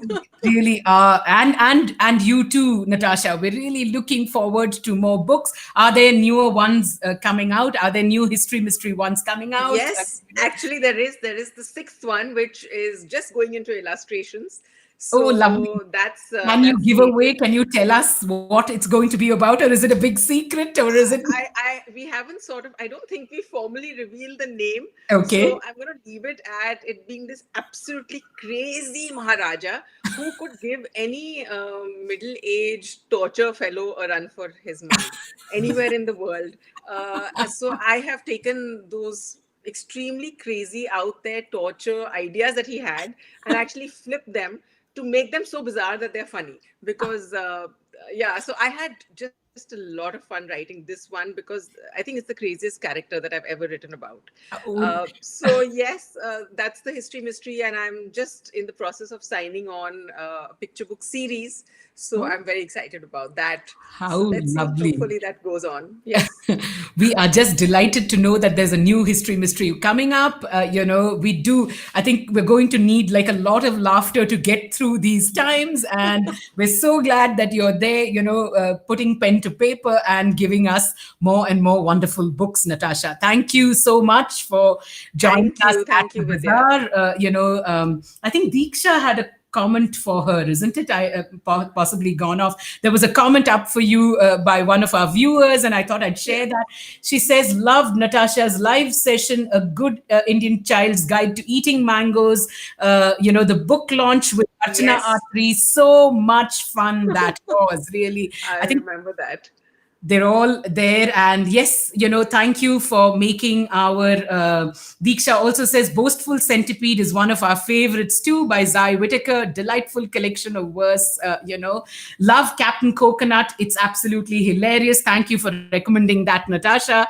Waiting for more from Captain Coconut, says Vimla Malhotra, who runs the nicest library in Bangalore for children, Hippocampus. So as you can see, lots of takers for humor. Asha Nehemiah says, lovely session, Natasha. So many excellent points. Thank Thank you. you. So Thank we you so really, much, thank you everyone, for for listening making in. this the start of this weekend full of humor. Thank you so much for joining us at the Bazaar, Natasha. Lots and lots of love and laughter to you. Thank you and wish you all the same. Thank you so much for joining in and having me here. Thank Have you. fun, everyone, and buy lots of books. Yes, that is, we should be laughing our way to the bank, isn't it? Like, finally, whether that happens in this lifetime, this lifetime or not, or laugh time, really Yes, makes. this is the one that it should happen. Looking forward. Okay. Thank you, Okay. Natasha. Bye Thank you bye. so much for joining us at the Bazaar. Bye. Thanks. So that was the wonderful Natasha Sharma, with some excellent tips on, introducing books of humor to young readers, especially books of, different kinds of humor. It's so important, that humor really, makes life a lot better. Like I said at the start of the program, it's the shortest distance between two people. So the more we laugh, the better we are, basically. So these books and the delightful ones recommended by Natasha, many of her books included, are great ways to bond with your children, over an afternoon of cuddles and giggles. Do consider picking up Natasha's books. Each one is absolutely hilarious and priceless. All up at our Ha Ha Hee Hee Bazaar, on the Funky Rainbow website, www.funkyrainbow.com. I'm going to continue with a couple of more recommendations. We do have some time, so I will, go forward. A lot of people have told us that we tend to recommend picture books and, don't move on to books for older kids. We do have a lot of them in our bazaar, books for chapter book readers, for instance, 7 to 9 year olds. We also have a couple for middle graders and, a few for young adults as well. We'll try and recommend as many more as we can. But as always, the books are up on our website, www.funkyrainbow.com. There are two quick picture books that I will recommend, and this one is, from Katha, called Hippopotamus. The very title of the book makes you laugh for sure, and you can see this absolutely, laughing hippo right here. Now, what is with this hippo? This hippo has hiccups, and that's why he's hippopotamus. And he is in a jungle, he is sitting with his friends in a jungle called Gulmohar jungle, and where everybody is getting set for a nap. However, this hiccuping hippo called Havasi simply doesn't is not able to not able to control his hiccups, which means his friends are not able to sleep. What do those hiccups do? Well, he's hiccuping so strongly that he gets transported all the way to a jungle in Africa. Preeti Ramchandran, you say, oh, a hot favorite in the house, including with the 5-year-old, the 5-year-old, the grandpa and the grandma going hick, hick, hick, and ha, ha, ha, hopefully. It's absolutely delightful. So, what happens in the jungles of Africa? Do the animals there help him, control his hiccups? Written by Geeta Dharmarajan and illustrated by wonderful illustrator Atanu Roy, who's been illustrating books for many decades now. This one definitely, guarantees giggles and hiccups for sure. This one's published by Katha and priced at 140 rupees, hippopotamus. We have one more picture book, which is again, really a funny one called Meenu and Her Hair, written and illustrated by Gayatri Bashi. Of course, it's about Meenu and her hair. Look at the first illustration. I mean, it absolutely, of course, you feel for Meenu, whose hair is just so wild. So, what is her hair like? Is it possible to comb her hair? Is it like a bird's nest? Is it like a cow with 2 horns? Can it be cut? Oh, well, whatever it is an absolute unruly mess, and Meenu hates it. But of course, fortunately, children can see humor in everything that they do. And of course, her family members help her try to find ways to tame her hair, and all leading up to delightful results. Now, is her hair like a bird's nest? Is it like a cow with 2 horns? For instance, you can see here this wonderful one, picture of the, hair like a bird's nest. And we do know, we've had this experience even with one child in our own office, Sham's son, who has really curly hair. When it's not cut, certainly resembles a bird's nest. And of course, each time he doesn't, and he's not able to cut his hair, which he's probably not able to do right now, we have fun guessing those shapes that the hair can make. This one absolutely will make you giggle at the various possibilities with wild curly hair. Written and illustrated by Gayatri Bashi, priced at 175 rupees, Meenu and Her Hair, published by Tulika. We will, of course, move on now to books, for slightly older readers. And we do, of course, have to recommend one chapter book, which is one of our favorites, Trouble with Magic, by the one and only Asha Nehemiah. Now, this book is special because this story was first written in a children's magazine that we brought out so many, many years ago called Chatterbox.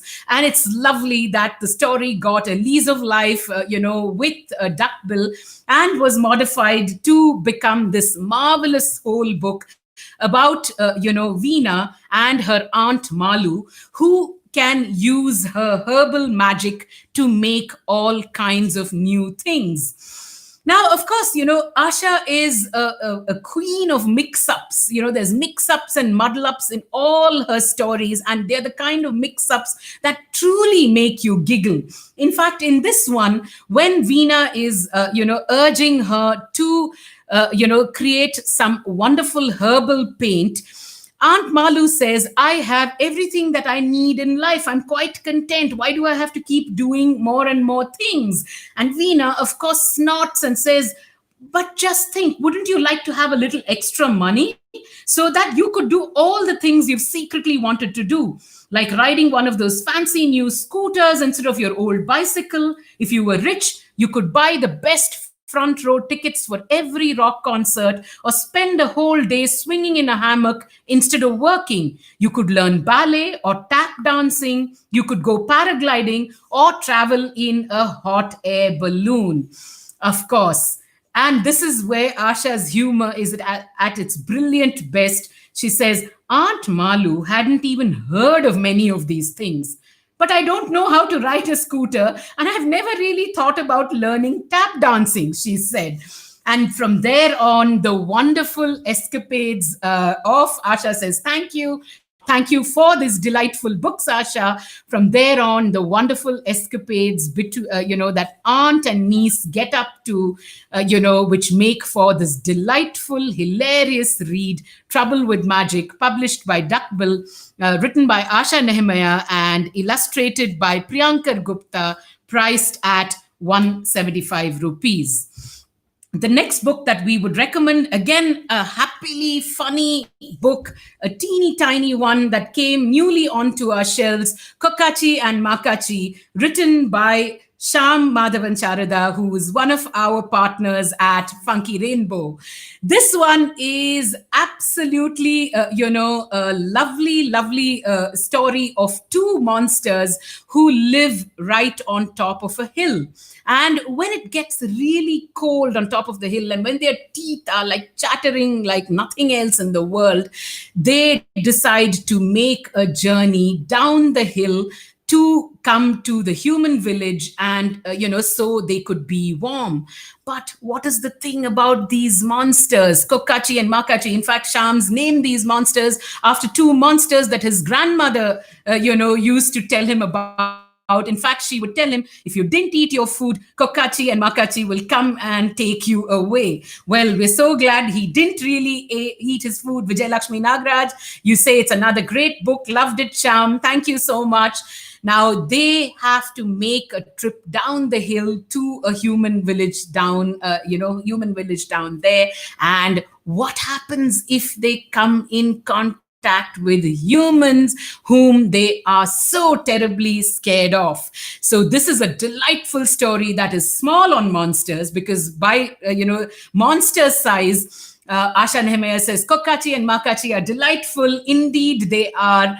And, this one, even though they're small by monster standards, this is a book big on laughs of all kinds. It's been illustrated by Abhigna Kavale, and this one would work for children 7+-year-olds. I mean, if you're reading, of course, to younger children, they will certainly enjoy the situational comedy at every step of Kokachi and Makachi's journey. This one is published by 1 Inch Margin and priced at 200 rupees. We will, of course, move on to another set of absolute favorites, which is the Ninja Nani series. I think we can't stop talking about the Ninja Nani series at Funky Rainbow, because Lavanya Karthik has had such a brilliant idea in creating this grandma who discovers that she has a secret superpower, and that is ninja superpowers. So what does Deepu, the protagonist of the book, do with his grandmother to save themselves from various absurd and hilarious situations? Now, Lavanya Karthik has illustrated the book herself, and really every page makes you grin widely. The way the nani is, and there are lots of spreads which have bigger illustrations which absolutely have you howling in laughter. And I think when a person is writing and illustrating a book, it's absolutely possible to to create the best combination of word and illustration. Asha, you say, yay, this is one of your most favorite series of books, the Ninja Nani books, written and illustrated by Lavanya Karthik. We really do hope, Shawni, if you're watching, that there are more books coming up in this series, because she's the coolest Nani ever. And believe me, 8+-year-olds that read this book are going to be laughing away for a long, long time. The lovely thing is there are 3 mysteries that are there to be solved. There's Ninja Nani and the bumbling burglars. There's Ninja Nani and the zapped zombie kids. I mean, come on, who doesn't want to read about the zapped zombie kids? And there's Ninja Nani and the mad mummy mix-up. delightful and absolutely hilarious books that are a must read, and should be in bookshelves in every house and every library for sure. Each one priced at 225 rupees and published by Duckbill. We are going to move to another set of books also from a writer and editor who really has a penchant for the quirky. This is Lalita Iyer with The Boy Who Swallowed a Nail and Other Stories, and The Girl Who Ironed Her Hair and Other Stories. She narrates these the stories, and there are a whole bunch of stories set in such uniquely Indian contexts. I think many of which she's drawn from her own childhood. And there are stories about music lessons with a Patu Mami. There is Appa and his weird friends. There's the teacher madam's daughter. There's a milkman in the story. And my God, you are absolutely chuckling away at these, very, very rooted stories, very, very rooted in the Indian context. In fact, in the first story, where my father is a milkman, it's all about her father trying to buy a buffalo. My God, it's got you in splits, this tale. And Lalita Iyer, even with The Girl Who Ironed Her Hair, absolutely brings in a very desi context, and all the humorous situations are ones that adults and children will easily, identify with. I think Lalita Iyer used to write a lot of middles in newspapers, and so there's that charming, easy style of the middles writing in these stories, and they're going to certainly have readers, young and old, laughing away. So Lalita Iyer's The Boy Who Swallowed a Nail and Other Stories, and The Girl Who Ironed Her Hair and Other Stories, both published by Scholastic and priced at 195 rupees. There's a fabulous Fizz Fuss story in the boy collection. Absolutely. There is a great Fizz Fuss story in right here. And for those mums and dads and children who are waiting for more and more fart stories after Fizz Fuss boom, there's a delightful one over here that probably has you chuckling and sort of holding your nose, but a lovely collection of stories. And we will of course move on to another writer whose subtle humor we enjoy thoroughly at Funky Rainbow. This is Zai Whitaker with Adventures of the Humongous Family. Natasha did recommend her wonderful The Boastful Centipede and Other Creatures in Verse. Zai writes rhyme so wonderfully well, and this is about various creepy crawlies around you, written most humorously, while this one is the story of Gundu and Kiri, who are two humongooses who are, let's say, they are not like normal humongooses. They are hasty, they chatter, they chirp, and they click, and they eat rats. But they do one other thing that not too many other mongooses do. They do things first and think about it later. Imagine how many delightful situations can emerge from doing things first and thinking about the consequences later. This is absolutely Zai Whitaker at her subtle, humorous best. I mean, bringing forward her concerns for the environment, her love for creatures great and small, as well as great, funny, quirky writing right through this simple, lovely chapter book that we would recommend for 8+ year olds. It's again been illustrated by Nilofer Wadia. So there are beautiful black and white illustrations of Gundu and Kiri up to all kinds of antics. Really lovely book for young readers, Adventures of the Humongous Family, published by Tulika and priced at 175 rupees.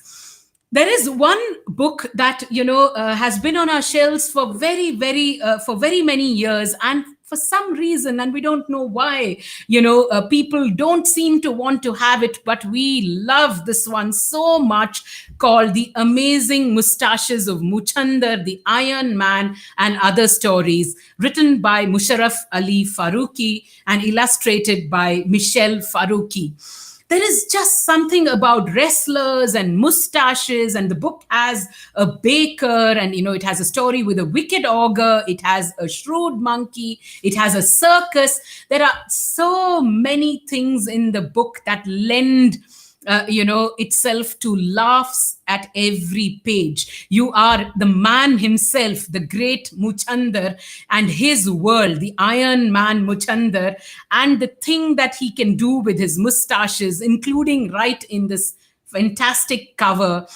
This is a book that really must be read with by a lot more children than are actually reading it at the moment. I don't know what it is.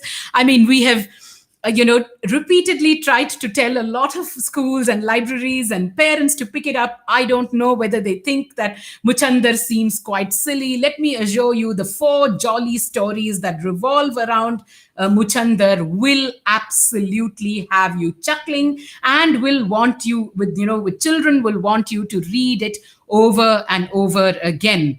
It is again in a chapter book format, so as you can see, lots of text. I mean, fairly large text and illustrations virtually on every page, which make it a wonderful, humorous book for young chapter book readers.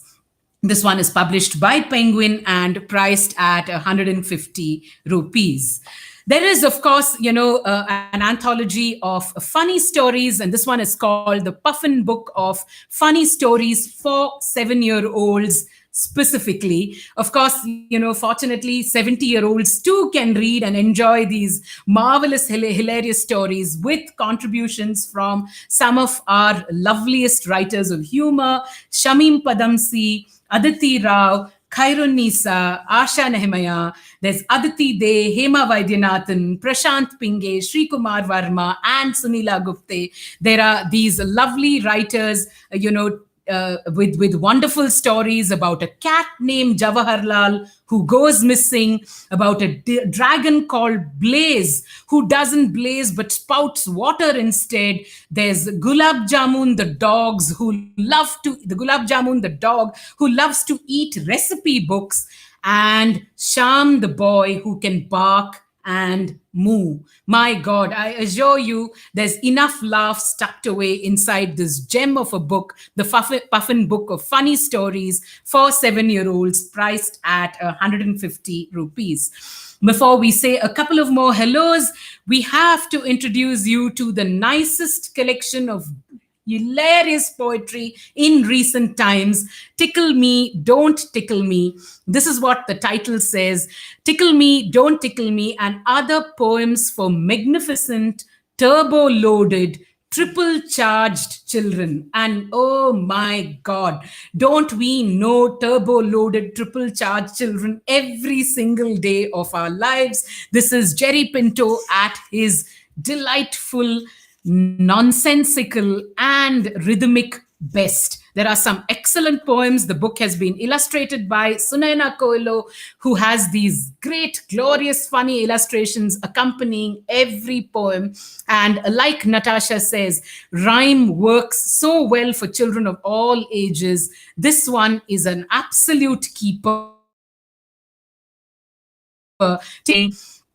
For instance, just look at this lovely, the way they've even formatted some of the pages. This is about a poem called This Is What Happens to Children Who Scream in Public. And by God, don't we know that every child that accompanies us when we go somewhere wants to scream in public.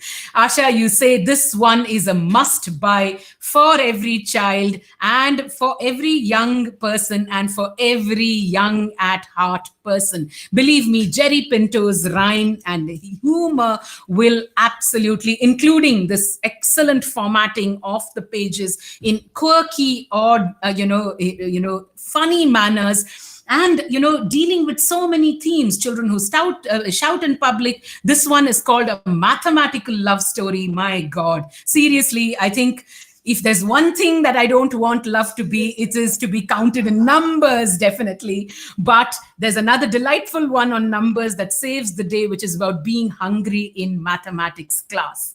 How many of you have been? I'm sure many of you are hungry even now with all the, the humorous books that we have been recommending to you. But this one is an absolute keeper. And kids and adults will completely enjoy this one. Published by Talking Cub, and meant for 8+ year olds, priced at 250 rupees. I'm going to recommend a clutch of more books, before we say hello. Do you want to say hellos, or shall I recommend a couple of more? Which is not a couple, it's of course a giant, I will recommend two. Let me recommend two before we go off. I want to point you to a little gem on our bookshelves, which is this small, little book called Laughing Together, published by NBT. I mean, we rarely get to know of some of these wonderful books that exist in the Indian children's context. And at Funky Rainbow, our effort absolutely is to find even the smallest, to find every single publisher, to scour through those books and pick. It doesn't matter whether it's a publisher big or small, but to pick the best books and put them into our collection. This one by NBT, brought out several years ago, called Laughing Together, consists of stories, riddles, and proverbs from Asia and the Pacific region. Now, the thing is, they are stories from all over the Asia. So there's stories from Japan, there's stories from the Philippines, there's from Vietnam, from Burma, and many of them, these pithy, wonderful stories that, travel the world. For instance, it may be there in one avatar in India, in another avatar in Burma, in another, avatar in Sri Lanka, and perhaps also the Philippines, showing us how closely knit the world is when it comes to the heritage of stories. I won't say that, the writing is just extraordinary in the book, but the stories are so suitable to be narrated by tellers. It can be adapted so nicely. And if you're reading the book out to, younger readers, you're going to find a lot of ha-ha-ful stories in this collection, including riddles, jokes, and proverbs that the children are going to love. In fact, the book was created by UNESCO.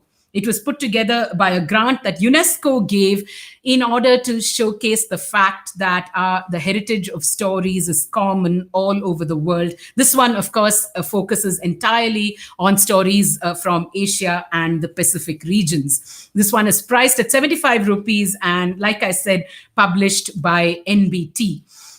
We can't do a humor bazaar without this one lovely author for children, Ranjit Lal. And one of Ranjit's favorite books in our collection is The Caterpillar Who Went on a Diet and Other Stories. My God. For instance, The Caterpillar Who Went on a Diet. What happens? Again, stories that are very special to us because several of them started in the children's magazine Chatterbox that we ran so many decades ago. And I'm so glad that, publishers then picked them up and put them into anthologies, sometimes even developing anthologies from 4 or 5 stories that were published in the magazine. Ranjit's titles will have you chuckling away. There's The Caterpillar Who Went on a Diet, which is the eponymous title of the story of this collection. There is Cheeni Chore's Secret Sweet Dish. There is Dung Beetle Dhamaka, and what a dhamaka that is. I do remember this Dung Beetle story distinctly from Chatterbox. There's Thunder Thighs' Last Leap. It's a story that I think we need to read over and over again at the moment. But really, bringing alive the lives of so many creatures, great and small, that live in our world, but done with so much humor, so much panache. This is Ranjit Lal at his hilarious best. Published by Penguin and priced at 199 rupees. I'm going to say a quick round of hellos before I do a clutch of books and say, bye-bye to you. But let me say hello to several of you who are here at the Buzzaar. Pallavi Tomar, Vijay Kant, Vijay Lakshmi Nagaraj, Shruti Sri Raghunath. How lovely to see all of you at the bazaar. Shruti, you say there are so many laughter-filled sessions that we've had with you. Muttama is saying that we've had so many laughter-filled sessions with you. We indeed miss them. And I'm so glad that you're still watching us across, even though you live very, very close by. We're still interacting over the computer. And I'm so glad that you are at the bazaar. Hopefully the world will become okay again and we can be back to all those laughter and gupshup sessions soon. Vasanta Kalbagal, Vimla Malhotra, Geet Shah, Shruti Shetty, Ranu Banerjee, Kusumachaya, Muttama's aunt, and Ashwangi Bhatt. So many of you coming to our bazaars week after week. I really do hope the books that we recommend interest you. I really hope you're able to find some connections. The reason we do this is because we hope you will discover things in the course of our bazaar and find books that you may want to read with your children, no matter what their age is, and introduce this wonderful world of Indian children's books to them. We really do send out this message to all of you that the reason we mix and match themes, we scour our shelves to find out how we can present these books, is only because we want it to, for a day to be there when books by Indian writers and illustrators are widely read by children all over this country and all over the world. Sangeeta Mehta Bansali, how lovely that you joined us from Kahani Tree. We know you do outstanding work to curate books at Kahani Tree, and we're so delighted and honored that you take the time off to join us at our bazaar. I have to be in touch with you very quickly for something, and I will, call you soon enough. This is for another initiative that we're planning, and we are probably going to, pick your brains about, some of the books that you have in your collection. Thank you to independent bookstores all over the country that have been keeping this love for reading and this love for children's books going in so many ways. And we are so, so glad to be part of this wonderful club of, independent bookstores and independent booksellers. We are so delighted to be part of this group. Diksha Rastogi, you were recommending so many wonderful books. Trina Maitra, pleasure to see you. Shobana Joshi, how lovely that you've joined us at the bazaar. Preeti Ramchandran says, hats off to Team Funky. There's so much for all the efforts on each of the bazaar. You're my Saturday date every week. Awesome. Okay, if there are any tall, dark, handsome men in your life, please, have them attend the bazaar. We do, we love, ladies who support us and ladies who are absolutely, reaching these books, mums, dads, aunts, grandparents, grandmothers who take these books, taking them out to the children and, finally making the connections where they matter. So Preeti, thank you so much. You thank us for doing these recommendations, but we really do thank you for reaching these books into the hands of the kids. That's where we would like to see them most. Shobana Joshi, how lovely that you've joined us at the bazaar, Mummy's friend. I'm so glad that, as a teacher, you're here at our bazaar, and I hope many of these books will make their way into your classes and into the school library. Sohini Mitra, such a pleasure to have the publisher at Penguin join us this morning. So many wonderful Penguin books in our collection, so many old ones that we've chuckled over, the years, we've laughed about over the years. I'm so glad that they are still in print and we're able to, give them to newer generations of readers. Sardul Singh Panesar, lovely to see you here. Nandini Nair, what a pleasure to have you at the bazaar week after week. Several of your books that induce laughs too. We're saving you up for, which special bazaar. We're not going to tell, mouth zipped, but you know which one we're talking about. Thank you so much for joining us. Muthukumar Vaidyanathan, lovely to have you here at the bazaar. And Dinesh Nambiar, such a pleasure to have someone from, Speaking Tiger join us at the bazaar. I'm going to do a quick round of recommendations before we close for the morning. It would be terrible to, do a humor bazaar without introducing one contemporary writer whose books absolutely bring tears to your eyes. The thing is, she blends difficult themes so beautifully with humor, and this series by Jane D'Souza called the Super Zero series. There's Super Zero and the Grumpy Ghosts, and there's Super Zero and the Clone Crisis by Jane D'Souza, which is about a boy whose superpower is to be a super zero. My God, Jane has fantastic wordplay in the stories. She has wonderful situations that children, that middle, for instance, children that are above the age of 8 will find themselves at almost every twist and turn in life. And she has these madcap adventures in these 3 Super Zero books, which are an absolute delight. Sorry, what did you say? Mutaba is saying that was saying that Tamanna Mutama's daughter wants Jane to be writing books for her till she turns 21. Oh, I see. Sorry. She says, she wants, Jane to write 21 books in the Super Zero series. And I don't know what's special about the number 21, but Jane, more power to your pen to present things that we experience in everyday life in such a delightful manner, and to root for the underdog every single step of the way. Super Zero is, but boy, what a charming superhero Super Zero is. 3 lovely, hilarious reads, each one priced at 250 rupees. Super Zero and the Grumpy Ghosts, and Super Zero and the Clone Crisis, by Jane D'Souza and published by Penguin India. I'm going to do we have time? Shall I run past 1 or 2 books? It would be odd not to feature Khairunisa in a bazaar of humor books, and I think it's only apt to introduce the newest Khairunisa book, which, of course, in typical Khairunisa style, has you laughing right from the title. The Crocodile Who Ate Butter Chicken for Breakfast and Other Stories. When I shared this with Sham's son, Aaron, he was like, my God, that's what I want to eat for breakfast as well. But my dad's just giving me some terrible cornflakes or dosa or whatever, basically.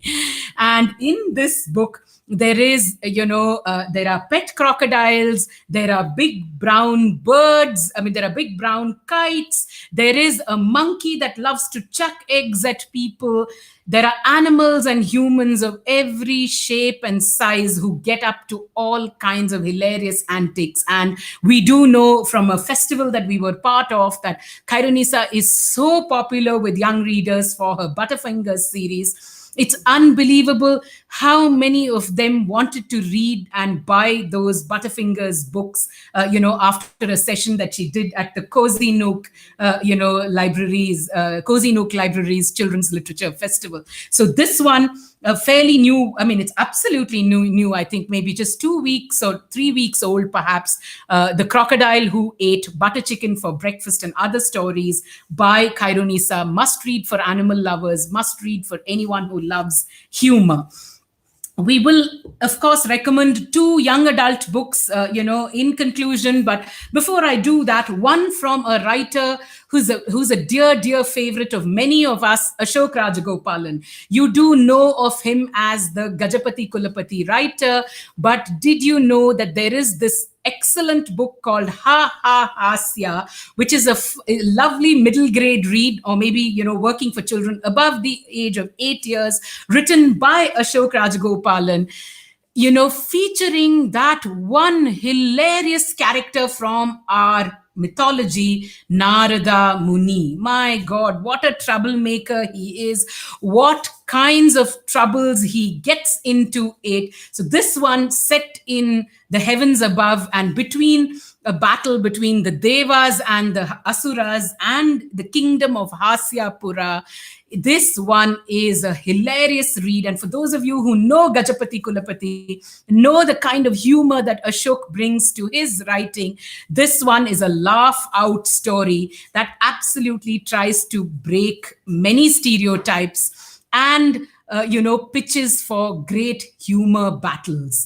We love this one, written and illustrated by Ashok, of course, and priced at 195 rupees, published by Tulika Publishers.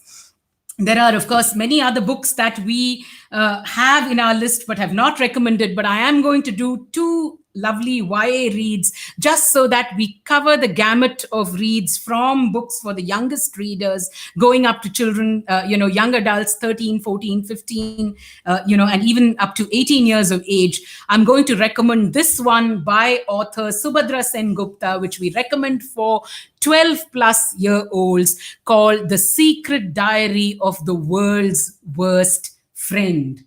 Now, of course, everybody gets past in life with a little help from their friends, but maybe they don't. Maybe you have friends who are probably the worst friends in the world, and you don't really get by that easily with help from those annoying friends. Now, this is about 16-year-old Akash Narayan, who is very, very happy with his life as it is. He loves his school. He has just stopped his exams. He's got fantastic friends, and he's right on the road to a successful stint at college. However, when he wins a scholarship, he finds that he makes friends with a very, very different guy called Shaurya Deval, and who is now the antithesis of everything that Akash Narayan is. What happens to Akash? Preeti Vyas says, "Hi Vidya, so good to see you." Preeti Vyas, what a delight to see you at the Buzzaar. We've had so little time to be in touch ever since you moved to ACK. I'm so glad that despite your busy schedule, you've made time to join us at this Buzzaar. We are so glad that some of the Fun OK, that we do have the Fun OK books on our shelves, and we thank you so much for putting out some lovely books into our collection of Indian children's books. Now, this one is, of course, to come back to the book, the thing between Akash and Shaurya. Is it a matter of fights? Is it a matter of friendship? Is it a matter of laughter? And who is the world's worst friend? Subhadra Sen Gupta with her subtle and really funny sense of humor, with sort of really trying to present everyday situations looked at very differently. This one we would certainly recommend for 12-plus-year-olds. Great story about the trials and tribulations of high school life, but infused with dollops of humor. My last book for the day, and it's again, Preeti, you say never too busy for friends. Of course, never too busy for friends, never too busy for laughs. We must be in touch, and we really need to see how we can bring. Preeti says, thank you so much for always supporting all our books. Of course, anything for Indian children's publishers who bring out wonderful books for our kids. The last recommendation of the day for me, from us today, is a personal favorite, Survival Tips for Lunatics. My God, I just had to read the starting lines, the starting chapter of this book, and I was chuckling away. This is written by Chandana Minaz. We would recommend it for 13-plus-year-olds. And it's the story of two brothers who are called Changiz and Timur. And the book begins with one of the brothers saying, "Gosh, what cracked parents we must have had to have named us after two bloodthirsty conquerors." It's a fantastic, rollicking read. It's a fantasy adventure. They go on a picnic to the Balochistan National Park, and there is a huge earthquake. When the earthquake happens, everything that's familiar with their world disappears, and the two brothers have to make their way back home. Now, who helps them find their way back home? So, all the animals and birds around start talking, and they are slowly helping the brothers find their way back to the normal world. The lovely thing about Chandana's story is that it also has dollops of irony and satire, and that's something that's a sophisticated form of humor that really works for 13 plus or 14 plus year olds. For instance, they are walking and there's a monkey that is with them who's trying to lead them past a certain place. And what happens is that there's a completely barren land that they see, and the monkeys say, the humans used to work there and we don't know what they were doing. So we call it a place of no clear testing. You know what the pun is, you know what the satire is all about. What a lovely, delicious, and entertaining read this is. In fact, when I was reading it, I well and truly wondered whether it was for young adults or for adults. And of course, I think there are no barriers beyond a certain point. Books that are meant for young adults can be read by adults. The great thing was that I think the embassy, the French embassy, in Pakistan, gave away an award to the book as a great book for adults. And I was like, phew, thank God. I know that this book works for young adults and for adults. It's a fantastic, rollicking read. Please do consider picking it up. And it's a great commentary on the way our world is. Published by Hachette India, priced at 275 rupees. Now,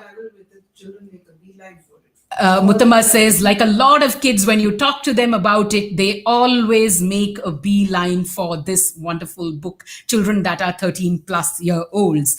So that was a full collection of books across age groups. And we really hope you enjoyed some of these selections. Again, a big shout out does go to Asha Nehemiah, who helped us curate many of the books in this collection, because when we were faced with 100 or 120 books, we were rather confounded, and in her typical wonderful jolly way helped us pick the books that are to make a good selection of humor books. And we thank you so much, Asha, for helping us with this curation.